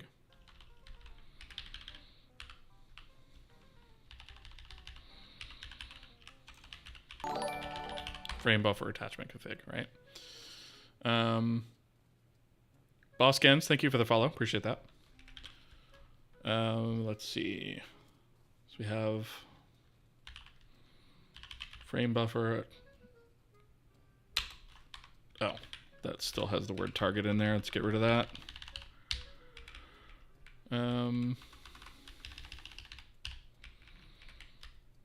Let's get rid of that. All right, and let's do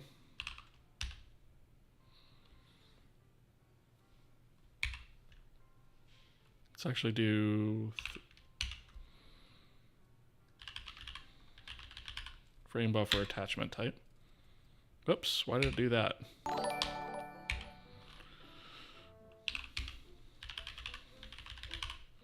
Frame buffer attachment type. We'll do the same thing here.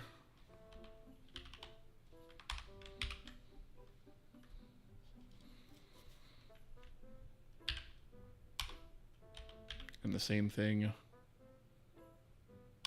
there. Yak and Shears, thank you for the resub at tier 1. I appreciate that for 2 months. Thank you very much for the support. I appreciate that. It means a lot. Helps me out a lot too. I really appreciate that. All right, so we'll rename this.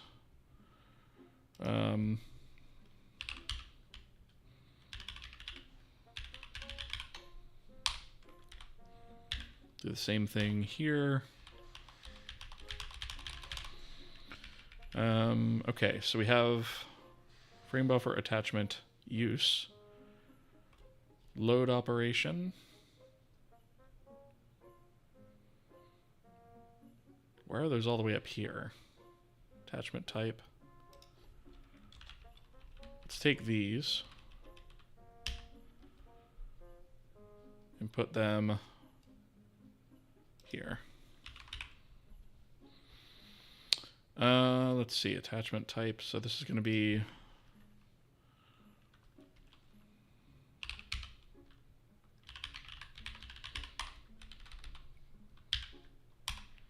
that again. All right, and one more time.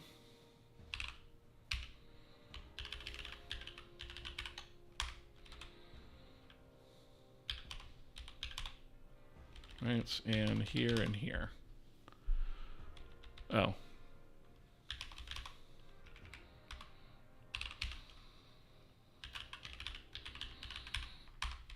This, I think, just makes a whole lot more sense, right?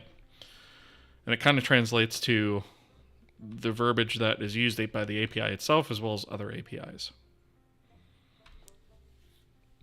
So we're going to, anytime we refer to a render target now, it's technically going to be the color attachment or attachments.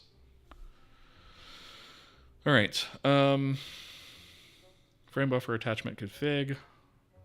So render target config is now going to be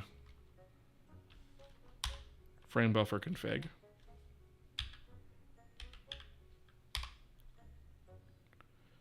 Okay. And render target internal data.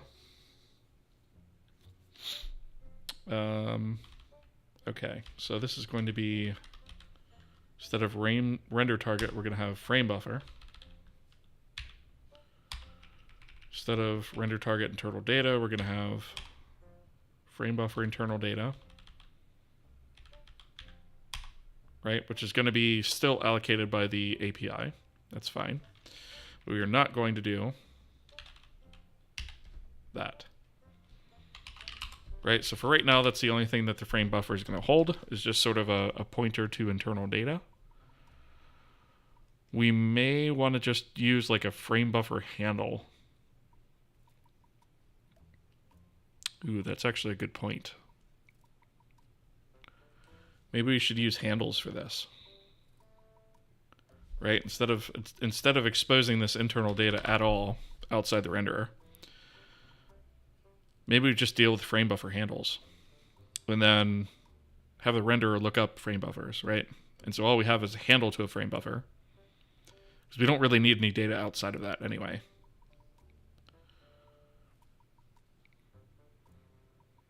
I like it. I like it, and I think that's what I'm going to do. So let's go to the renderer front end. Let's go all the way to the top. Where we have the system states. We have these, just like we have these texture lookups, we're going to have frame buffer lookups. Right, so struct frame buffer lookup. It's basically going to be the similar concept. So we're going to have our U64 unique ID, which is going to be matched to our handles unique ID to avoid stale handles. And then we're going to do struct frame buffer internal data. And then this will be frame buffer lookup, right? So this almost just completely abstracts the entire thing away. And actually, believe it or not, becomes a little bit like OpenGL in that manner.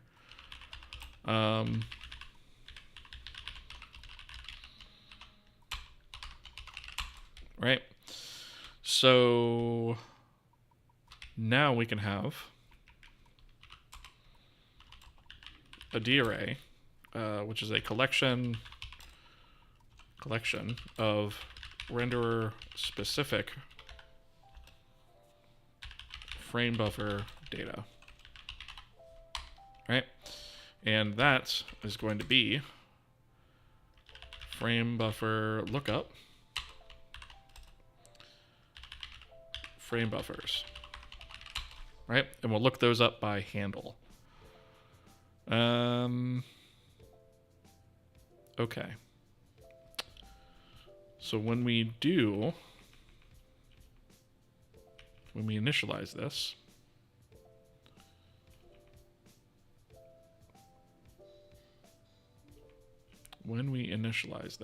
let's see. We don't necessarily need to set up, well, we may need to set up frame buffers for like the main window, right? We may need to do that. Let's see. Good evening. What are you working on today? I've got an initial version of WASM working. Nice. So today we're reworking our frame buffers within the concept of our new refresh concept rather of our render graph, right? So we're doing away with this concept of render targets, which was really nothing but a frame buffer, and it was kind of pointlessly keeping an array of attachments along with it. And we're basically reworking frame buffers in an attempt to support this kind of structure. Yeah, we're separating clearing. Yep. So we've renamed our Rendergraph passes to Rendergraph nodes.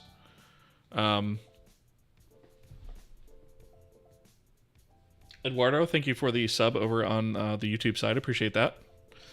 And so we've renamed Rendergraph passes to Rendergraph nodes because not every node is a pass, right? Like a clear is not a pass, right? So the thing is here is technically we can have two nodes that clear at the same time, right? And eventually we want to be able to also, theoretically, we could kick off the shadow map pass as well, right? Because these three don't have any dependencies, right? And then once this clear is complete, then Skybox can be written to. And then once Skybox is done, and the clear is done and the shadow map is done, then we can do scene, right? So we're kind of reworking things to actually support things in a dynamic way like this. But our renderer actually needs a little bit of overhauling because we've kind of made some assumptions just to kind of get things working, and we need to make that a little bit more dynamic as well. So that's kind of what we're working on tonight. And I'm thinking we might wind up also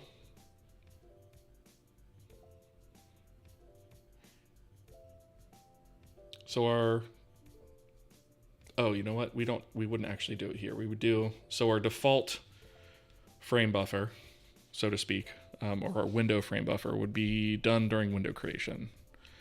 So we don't have to worry about that here. What we do need to do though is set up that D array, which actually I don't know if we did that for the texture lookups either.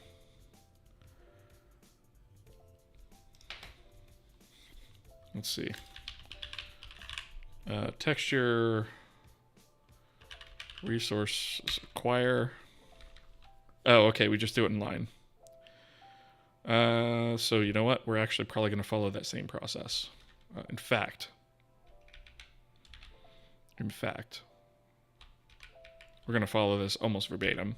So I'm going to copy pasta this and go to render target create, right? And we're going to redo this. And we're going to call this renderer. You know what? Actually, let me just slam that code in there real quick. So we're going to do renderer frame buffer create, and we want an attachment count, render target attachment config. Oh, you know what? Wait a minute. I think it was actually not render target attachment. We want frame buffer attachment, right? Or is it config? Do we need the image? I don't remember. I think we do need the image for that. We do need the actual image.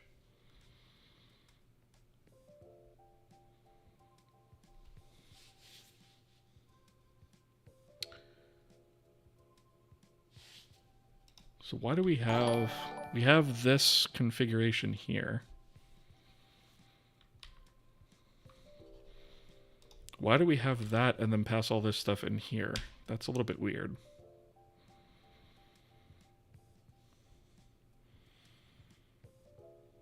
Mannequin Picks, thank you for the follow. Appreciate that. Welcome.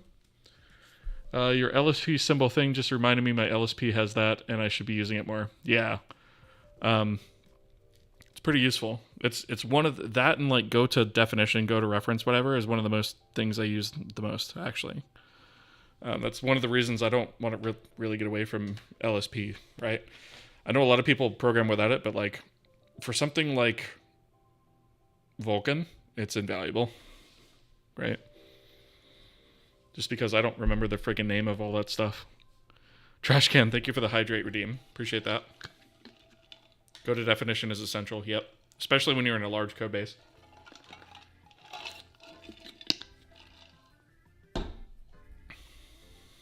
Because, I mean, what is it?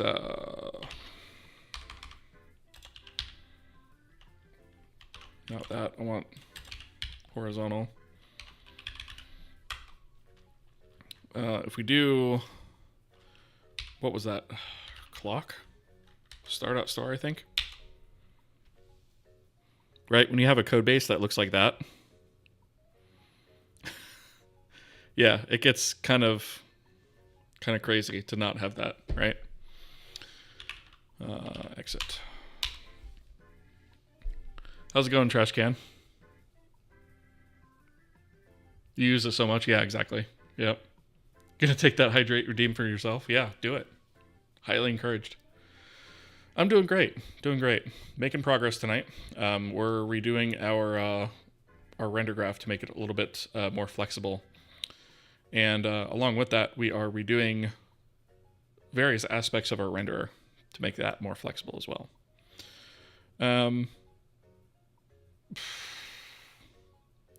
This is rubbish, right? Like,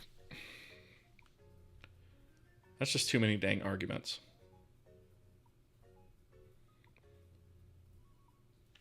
And yet we have a frame buffer config thing here.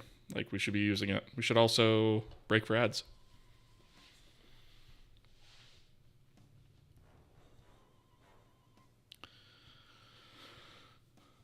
So for those of you who are new to the channel or over on the YouTube side or whatnot, we do break for ads whenever they come up on Twitch. So I know you guys might not see them on the YouTube side, but yeah, that's what we're doing. Joshua Rowe, how's it going? Good to see you. Got about a minute left on ads.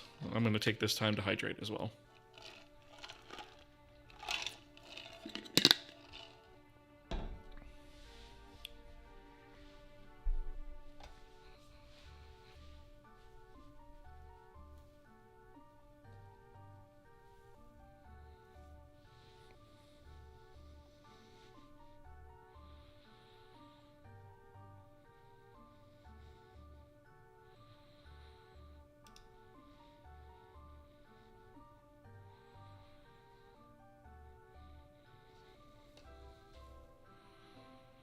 Almost done with ads.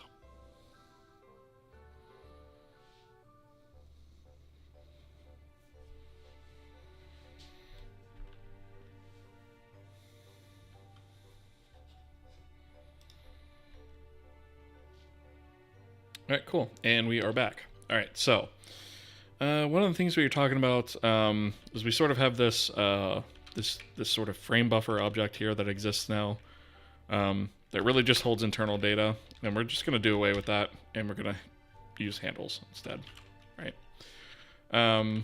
This is going to be frame buffer data. Right, and we have this frame buffer config. We might as well like fill this out and use it and pass it over to this function instead, right? Like that doesn't make sense not to. Frame buffer attachment config attachments. So I guess to each one of these frame buffer attachments, we probably ought to also have a struct texture. We'll call that target, right? So we have that. Let's see, we also have a U16 array of layer indices, right? So the array of attachments and the array of layer indices should align, right? They should both be of attachment count if layer indices is actually used. Let's see. What is this other property we have here? Account for renderer frames, right? So we have that. We also have the render pass, which I want to get rid of that, right? But let's go ahead and take it for now. It's Slades. Thank you for the follow. Appreciate that. Welcome. Right, so I guess we'll do struct render pass, right? So we can then use this configuration structure instead of all this crap, right? So we can get rid of everything here, right? And this is the front end, right? So we can do frame buffer config, right? And we'll make that const. And instead of outputting a render target, which no longer exists, we are going to put out a k handle out frame buffer handle, right? And we'll use the handle for lookups. So anything that calls render frame buffer create should have a copy of the state, right? So to avoid this lookup here, we are going to grab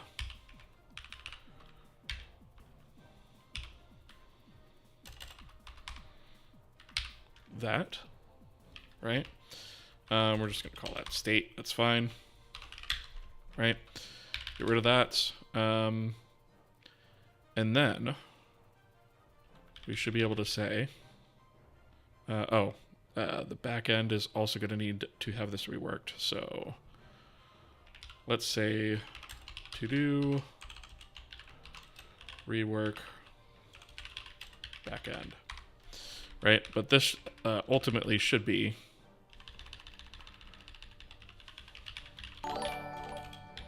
frame buffer create, right? So it should be like state, something like that, right? And technically, we should probably also, so we have attachments, attachment count, attachments, layer indices, count for render frames, and pass, right? So we don't need the out target, right? So what we can do here is we can just say, actually we do need the out target. We do need that. So we'll do const frame buffer config, and then we'll do a pointer to a struct frame buffer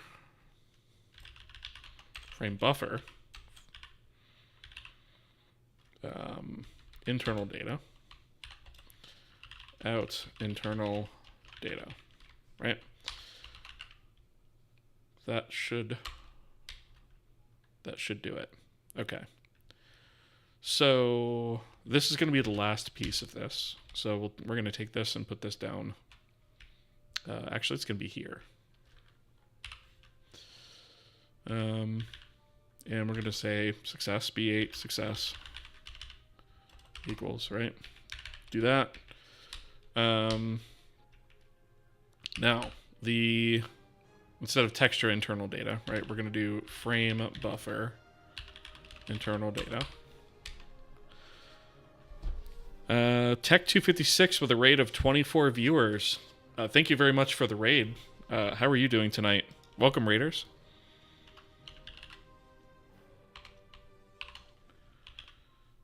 For those of you who aren't following Tech 256, do it. What'd you get up to on stream tonight?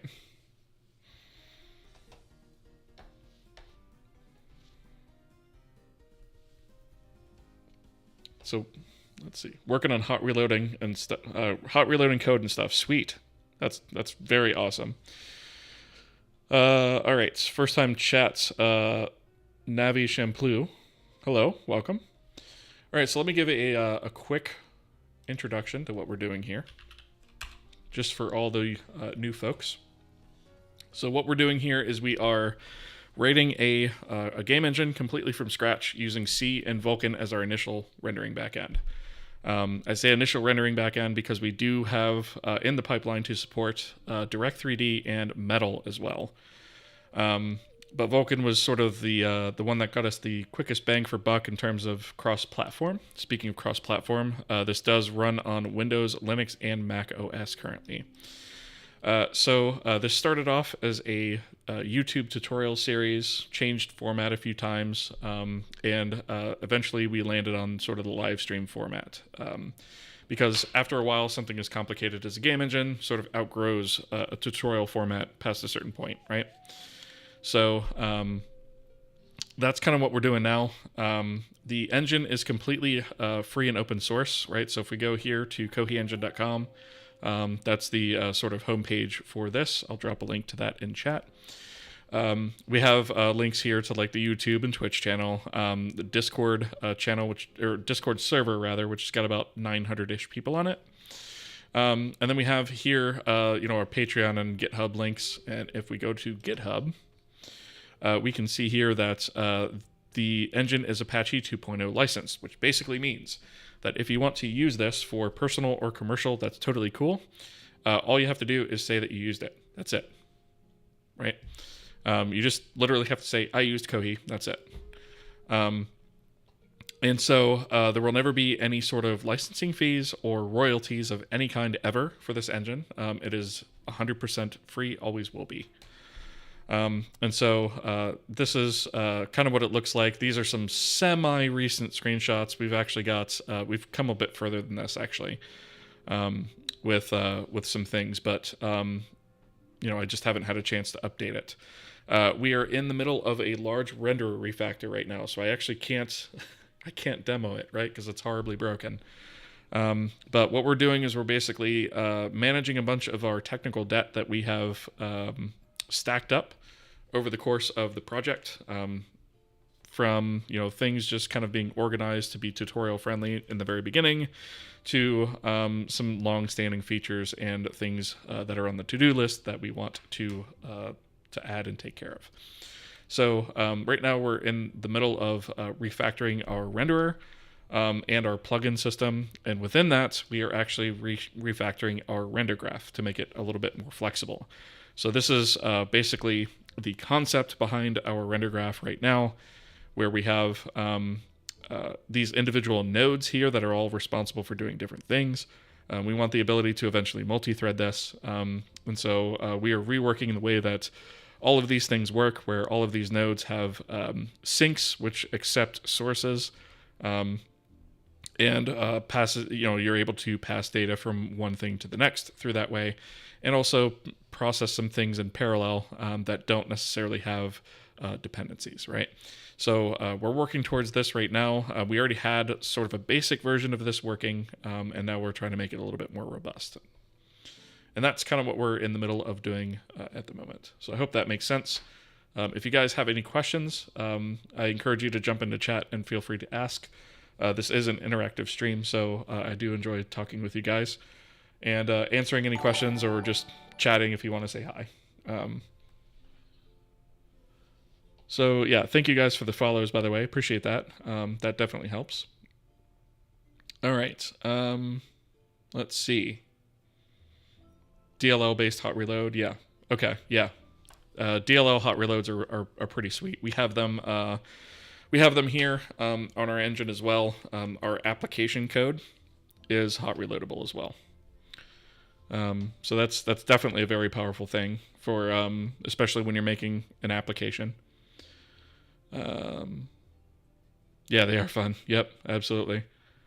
Saw your videos on YouTube, and you actually gave me inspiration to build stuff with C. That's awesome. As every other YouTube tutorial seemed to only use C++. Yeah, I identified that as definitely something that was missing. And that was one of the factors that led me to go down the C route. That and like I programmed C++ for a number of years before making the switch to C. But my C++ always looked like C, pretty much. Like it was very, very close to C. And so I'm just like, heck with it. I'll go with C, right? And so that's, that and some technical reasons like compilation speed, language simplicity, things like that also led me to use C. So, yeah, I think this is the one of the only series out there where we're building something fully in C and not like C style C++. Which version of C are you targeting? C11? Technically C17 right now, because that's just like a bug fix version of C11. C17 didn't add any new features; it just bug fixed C11 essentially. So technically C17. Eventually, though, I'm only using a couple of small things from that. So eventually, I'd like to target C99 if I can do it. But anything you look forward to in C23? Not really. Not that I've seen, no. The only thing that they could do that would be a really, really big boost would be, what did they call that? I can't think of the term off the top of my head, but it's basically the C++ feature that allows you to hash strings at compile time. It's user-defined literals, I think it is. Constant expression, yeah. It uses constant expression, yeah. But yeah, I think it's user-defined literals are what allow you to do that. That would be a game changer for me. But I also want to support this on other platforms besides just desktop. I want to get this on consoles. I want to get it on mobile too. So I don't really want to use the newest, latest, greatest versions of C because that stuff isn't supported across the board. Oh, you mean C23 has constant expression? How did I miss that? I mean, that might be worth it, but again, though, like, the only problem with that is if I switch to that, I don't know that all the platforms that I intend on targeting will support it. So we'll see. That's really been the big thing that's kept me from doing it. Because, like, I know some consoles and stuff are really picky about that. All right.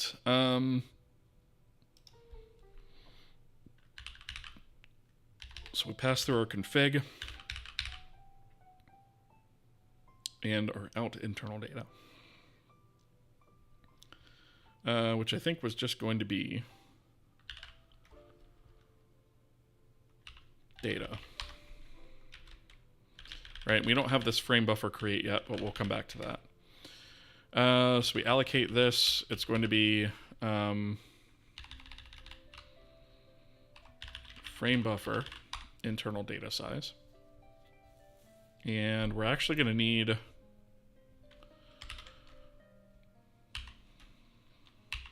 before I do that,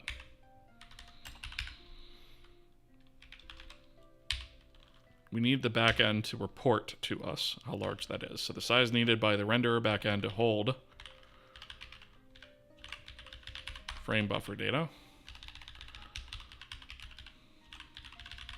Right, so we'll make the backend report that. Frame buffer internal data size, right? So the idea here is that our renderer backend, like our Vulkan backend or our DirectX backend or whatever, will be aware of the size that it needs to hold the data that it needs to hold for that particular version of its frame buffer, right? So we will query for that once, or I guess the backend can just report it to the front end, right? And say this is what's required for that. I think, was I doing this already? Was I already doing this here? Internal context.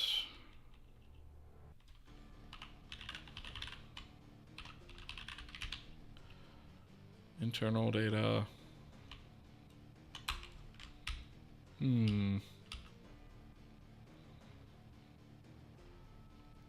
Texture internal. I don't think I set this actually.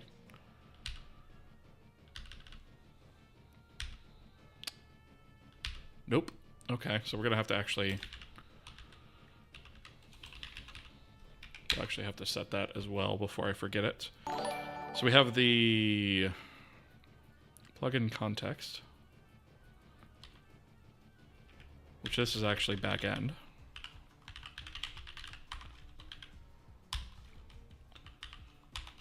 Internal context size. Okay.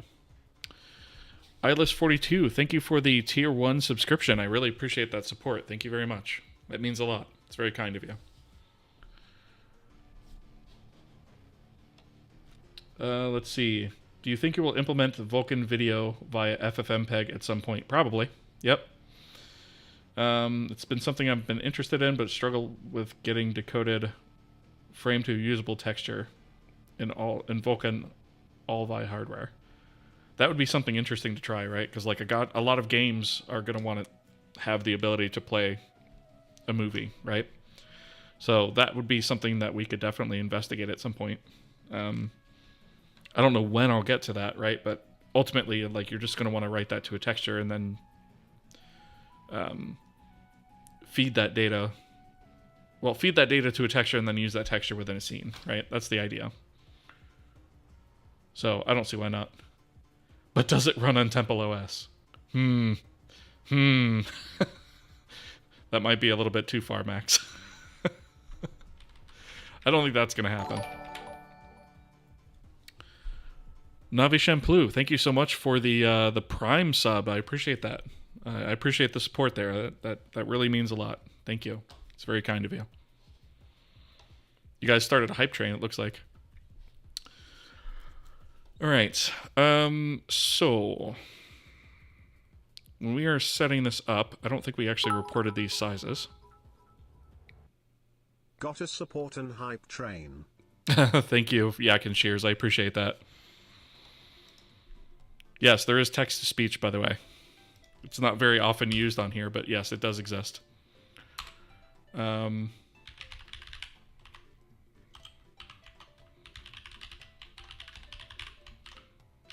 think it was external texture size equals size of... I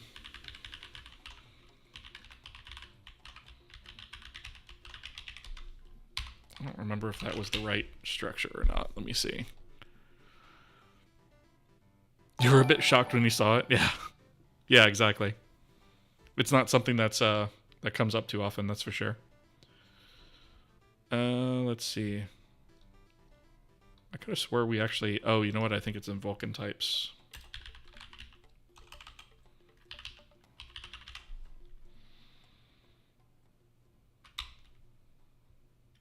Texture internal data. That's what it was called. Texture internal data. And then, oh, this is instead of render target internal data, this is going to be...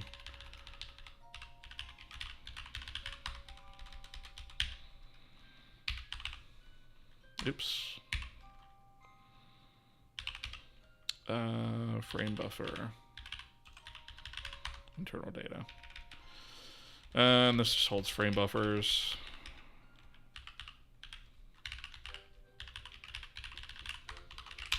Right?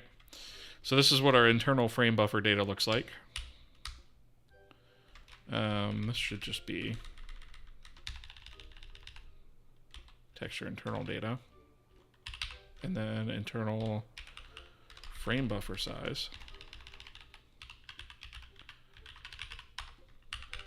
is going to be frame buffer internal data. Right? So we at least report those to the front end so that the front end knows what the heck it's doing.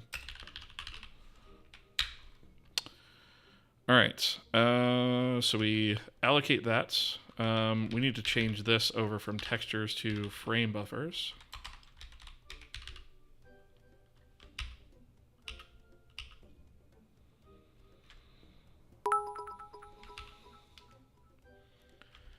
RCW, thank you for the 300 bits. I appreciate that.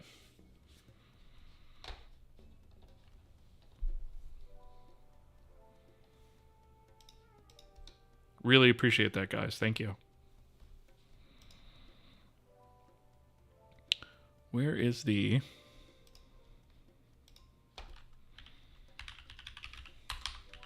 So this is going to be frame buffer lookup. All right, so if we don't have the array, we'll create it. Here's the internal data. This is going to be frame buffers.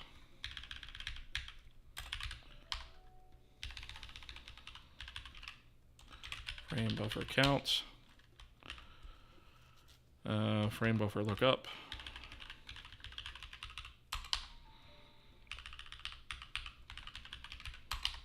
Frame buffer sub I. Right. Okay, so basically what we do is we have this sort of lookup array. And a free slot is where the unique ID in that lookup is invalid ID U64. And that is because whenever we create a handle, that handle creates a 64-bit UUID, right?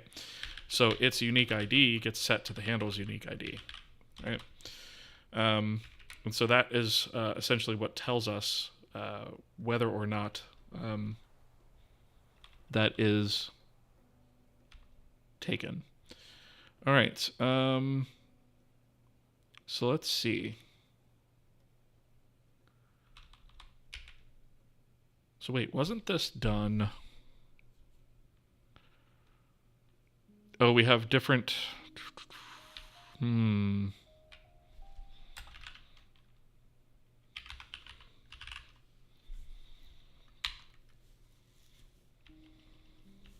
Texture resources acquire. Why do we do this twice here?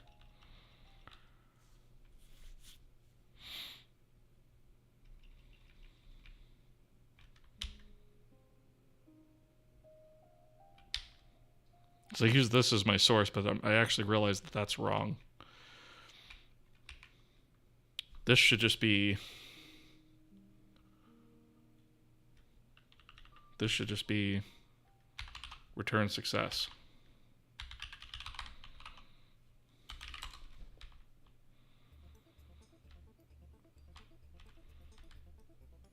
Okay. I'm guessing that was a copy pasta issue. Okay, so this should be the same thing here. So this should be return success.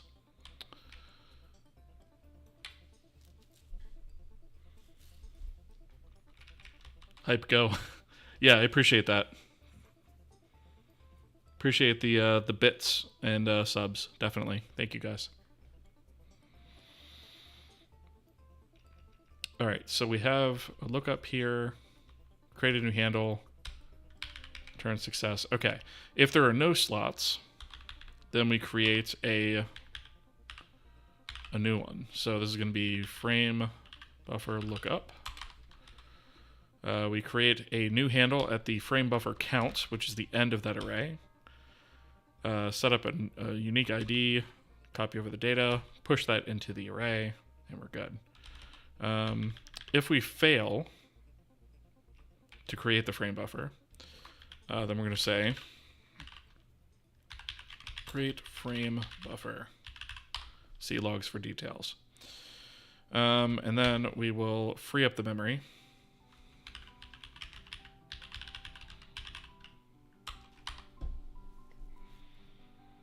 We should be good to go. I think what I was thinking here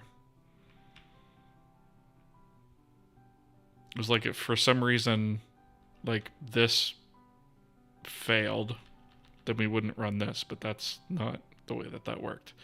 So we try to create the resource first and then we insert it only on success.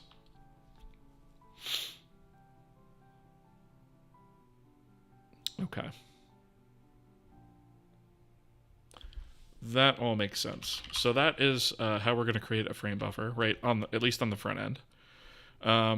As far as the back end goes, we are going to, let's see, what is free internal memory?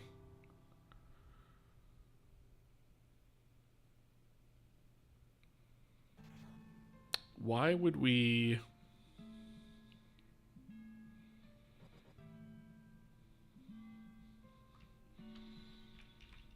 Why would we not want to free the internal memory?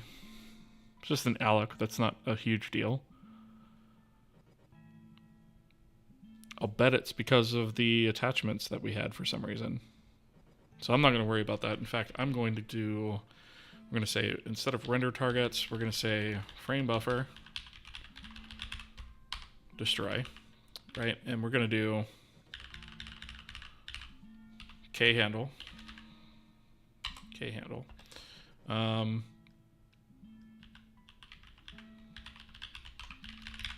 frame buffer handle, right? And we also are going to have the state. So we're going to say renderer system state, right? So we don't need this lookup. So we're going to have state backend, and then instead of render targets, we'll do frame buffer destroy on the backend. And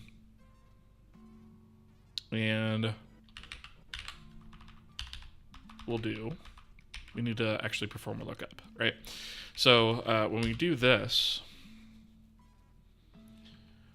we're going to say, first off, if state exists, like all of this kind of relies on that, right? So if state doesn't exist, we can't do anything. Then we have ads. Terrible timing as usual.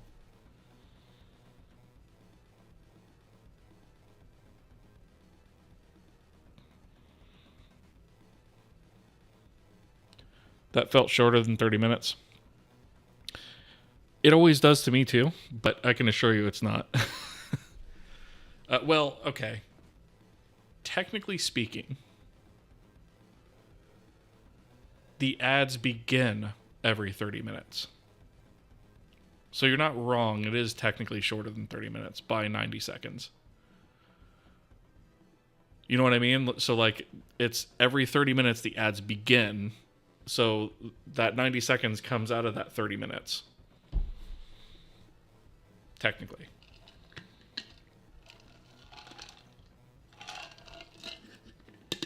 So really you have 28 and a half minutes.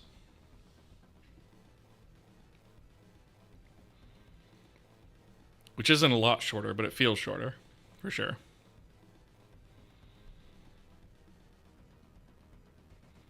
Got to keep the Bezos yacht operational. Exactly. Yep. 100%.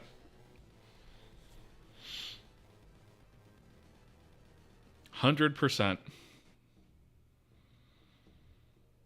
We're almost done with ads anyway. All right, cool. Ads are dead. So, the first thing we have to do is a lookup to get the actual frame buffer, which is not a huge deal. But what we want to do is actually we want to say state and not khandle is invalid. Frame buffer handle. Right, so we're going to check to make sure that the handle is valid and that we have state. If both those things are true, then we're good to go. So then we can do lookup. So it's going to be a frame buffer lookup equals the address of state frame buffers sub frame buffer handle index, right? So we get the lookup that way. It's just a really fast index lookup. That's all it is, right? And then as the target, instead of passing that, we'd now pass the address of lookup. Actually, we don't need the address of, it's just lookup data, right? And let's see. That's going to be a return type void, so we don't have to worry about that. Free internal memory.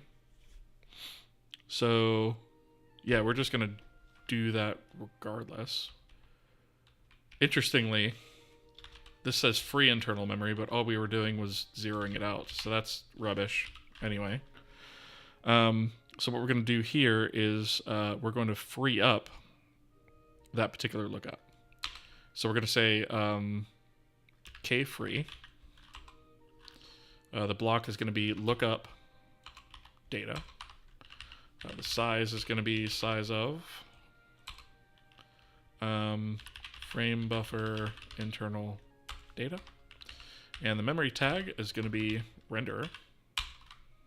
Right? So we free that up. Oops. And then we do lookup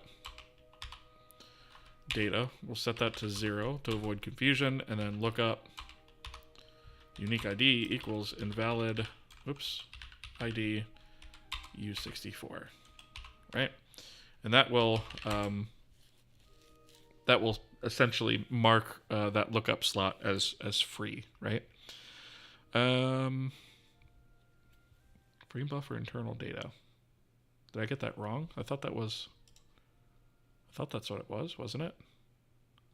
Oh wait, this is the front end. I don't have that. That's right. It's going to be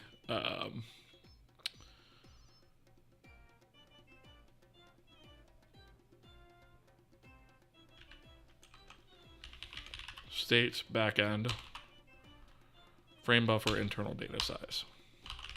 There we go. Okay. So we've got that.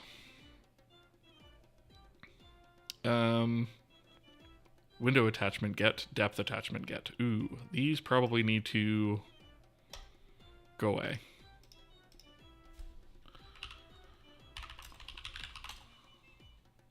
Go away. Right? These need to go away. We don't want to do it that way anymore.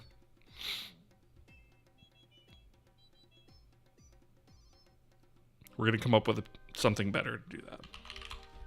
Because this made sense when our renderer only had the concept of a single window.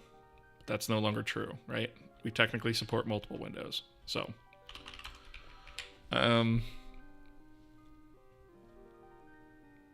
well, I mean, we kind of updated this, right?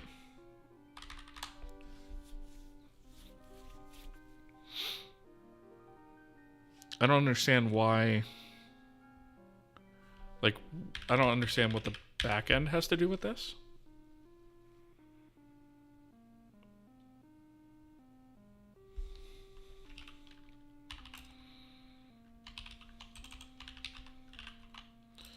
What is the back end doing here, right? I think that was another thing where like the frame indexing was exposed to the front end. It shouldn't have been, right? Like this should probably not be here.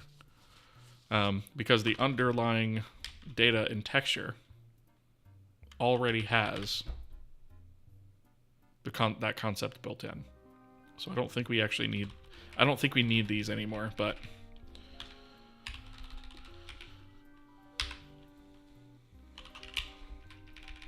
I'm just going to put that in there for now. We'll come back to it later. You like to do go away? Yeah. I wanted to write something much more explicit, but trying to remain somewhat family friendly, right? Not a dev related question, but how often do you find yourself having to fix things after an Arch update? Been thinking to switch back. Well, I wound up back on Arch, for one thing. I don't feel like I have to fix things all that often. I think the only reason I had so many problems before is because I literally had like 12 different desktop environments installed, and I think that was because I was just trying a bunch of different ones, and I think that really screwed up everything. But I was also having driver issues because some of those, in order to use some of those which were Wayland based, I had to like switch drivers every time I wanted to use a different desktop environment because it would work with one but not another type of thing. So as long as you don't do that stuff, it shouldn't be a very big issue at all. I don't find stuff breaks too often as long as I update some regularly. Like I try to update about once a week. Twice a week. And I have also learned to never update the day before a stream. Or like on a stream day or something like that, right? Like I always usually do my update like the day after my last stream for the week, and then maybe one more time on like a Sunday. But yeah, that's about it. I try to just avoid that. Been doing a pretty good job at breaking Debian. I mean, the problem with Debian is, right, like I like Debian a lot because it's stable, obviously, right? I like Ubuntu because it's stable, but like what I don't like about it is some of their stuff is so out of date. And I realize that's why it's stable, but like some of it is really, really out of date. Like I think it still installs NeoVim 0.6 is what's available, for example. Like NeoVim 0.9 has been out like for forever. So yeah, that is really annoying. And then you have to, install it from somewhere else, and that kind of breaks the point of using that in the first place. Used to just compile things yourself, but doing unstable and Flatpak. Yeah, exactly. Yep. Feels like you might as well use Arch. Yeah, exactly. Yep. And I tried a couple of different distros. I tried Pop! OS, and that was okay. I don't know though. It felt weird, and I just went back to Arch. Mainline Arch, I guess, is just what I'm most comfortable with these days. So it's just what I stick with. By the way. Especially since you can now install it so quickly because, it's got the Arch install script. You don't have to do that stuff manually anymore. You can if you want to, but why? Yeah. So literally, when you boot into the Arch ISO, you type Arch install, and it's got like a menu-driven system that lets you set everything up and choose the options you want. Yeah, it's stupid easy nowadays. Yeah, you don't have to do it the hard way at all anymore. I haven't done that in over a year.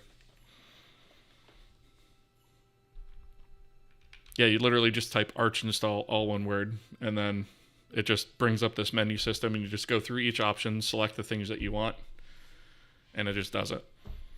It's pretty sweet. And then on top of that, if you just install Yay as like your package helper, like that just makes it even easier to deal with, right? Because then you don't have to like manually build everything from the AUR as you would have to do otherwise. It just kind of handles all that stuff for you. Biggest reason you're not using Arch is just that everyone at work already has enough stuff to make fun of you about.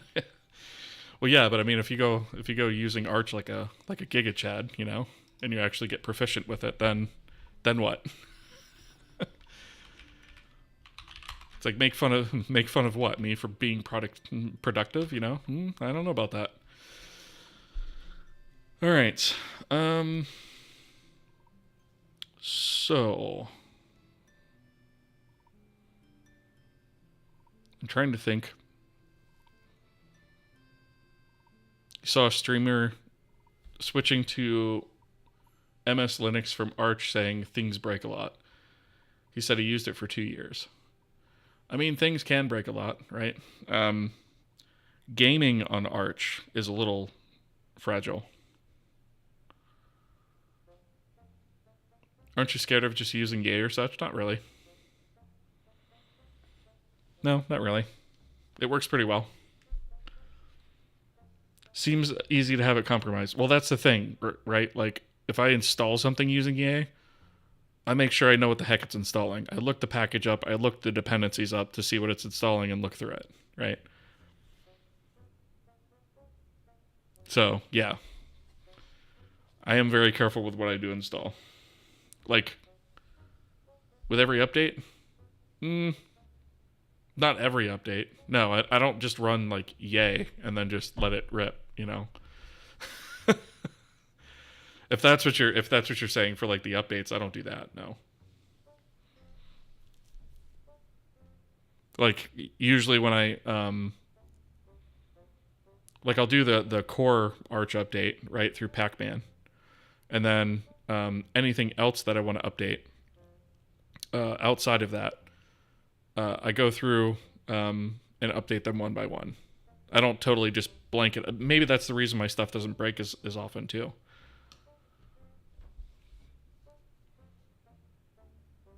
Is it worth it to keep memory non-coherent and do the flushing yourself? Are there a lot of gains? I haven't profiled it, so I can't tell you, to be honest. I don't really do it. I have that as a fallback. If I don't have coherent memory available, I have it as a fallback to do that. But like, I haven't actually like profiled them next to each other to find out. So I don't know. I just use coherent memory if I have it, and if I don't, then I don't, basically. So yeah, that's a good question. Actually, that'd be worth profiling now. I'd be interested in that result for sure.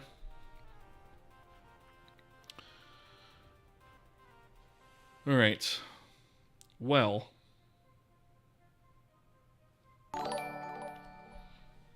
it's about that time that I've got to get some sleep for the night, unfortunately.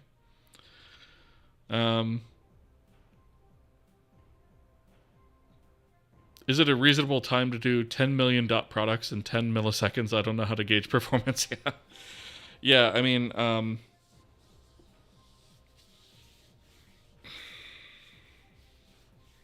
it really depends on what you're trying to gauge, right? Like, for something like that, like, how often would you really use...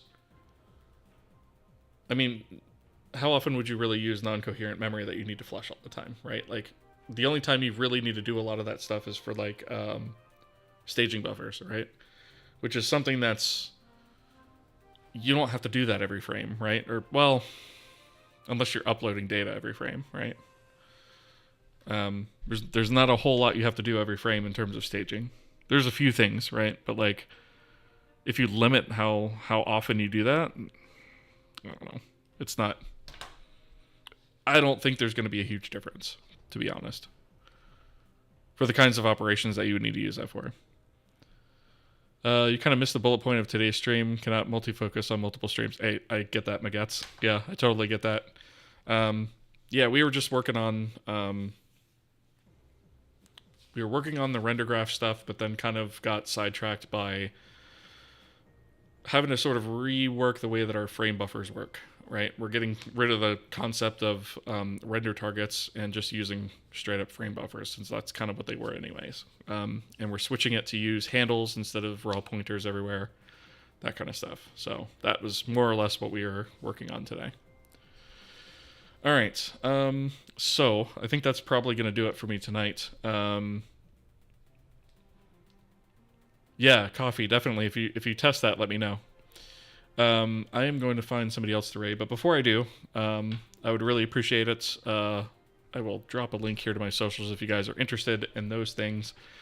Follow me on all the places, but all the follows and subs and stuff on Twitch/YouTube really help me out. So if you guys wouldn't mind, if you haven't already, toss me a follow. It helps me grow the channel. I really appreciate it. And yeah, coffee, you should stream testing it. That'd be awesome. Let me see who I can raid. Let's see.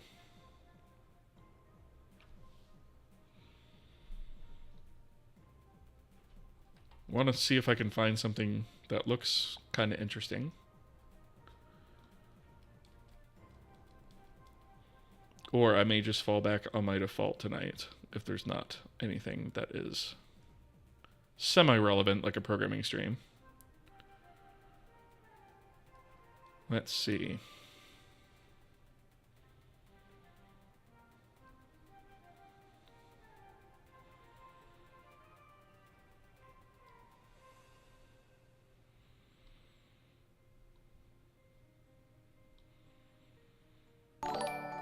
I think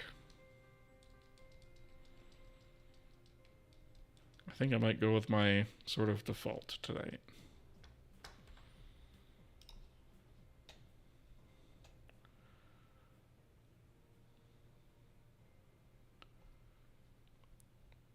Oh, you'd only restructure the render target, but kept the name. That's what you meant. Okay, gotcha.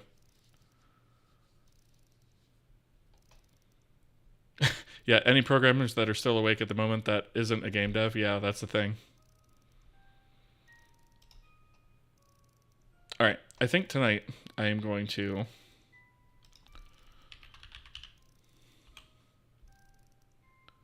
You know what? Actually, change my mind. I'm going to raid Ferret Software tonight. So I like to support this. It's a good cause. It's a ferret rescue for ferrets who were in near-death scenarios. And the just having the stream up, not even throwing bits or anything like that, just literally leaving the stream up and lurking. The ad revenue is enough to pay for the ferrets' medical care, food, and other bills like that. And they're pretty expensive to take care of, especially the ones that have health problems. Sometimes those surgeries and procedures can cost thousands of dollars. So all of those things can be supported by ad revenue alone by just leaving it open. So I'd like to support that whenever I can. And so that's what we're going to do tonight. So thank you guys for joining me here. And I will see you guys back here tomorrow night for a little bit more of our Refactor Tractor. So I will see you guys later. See ya.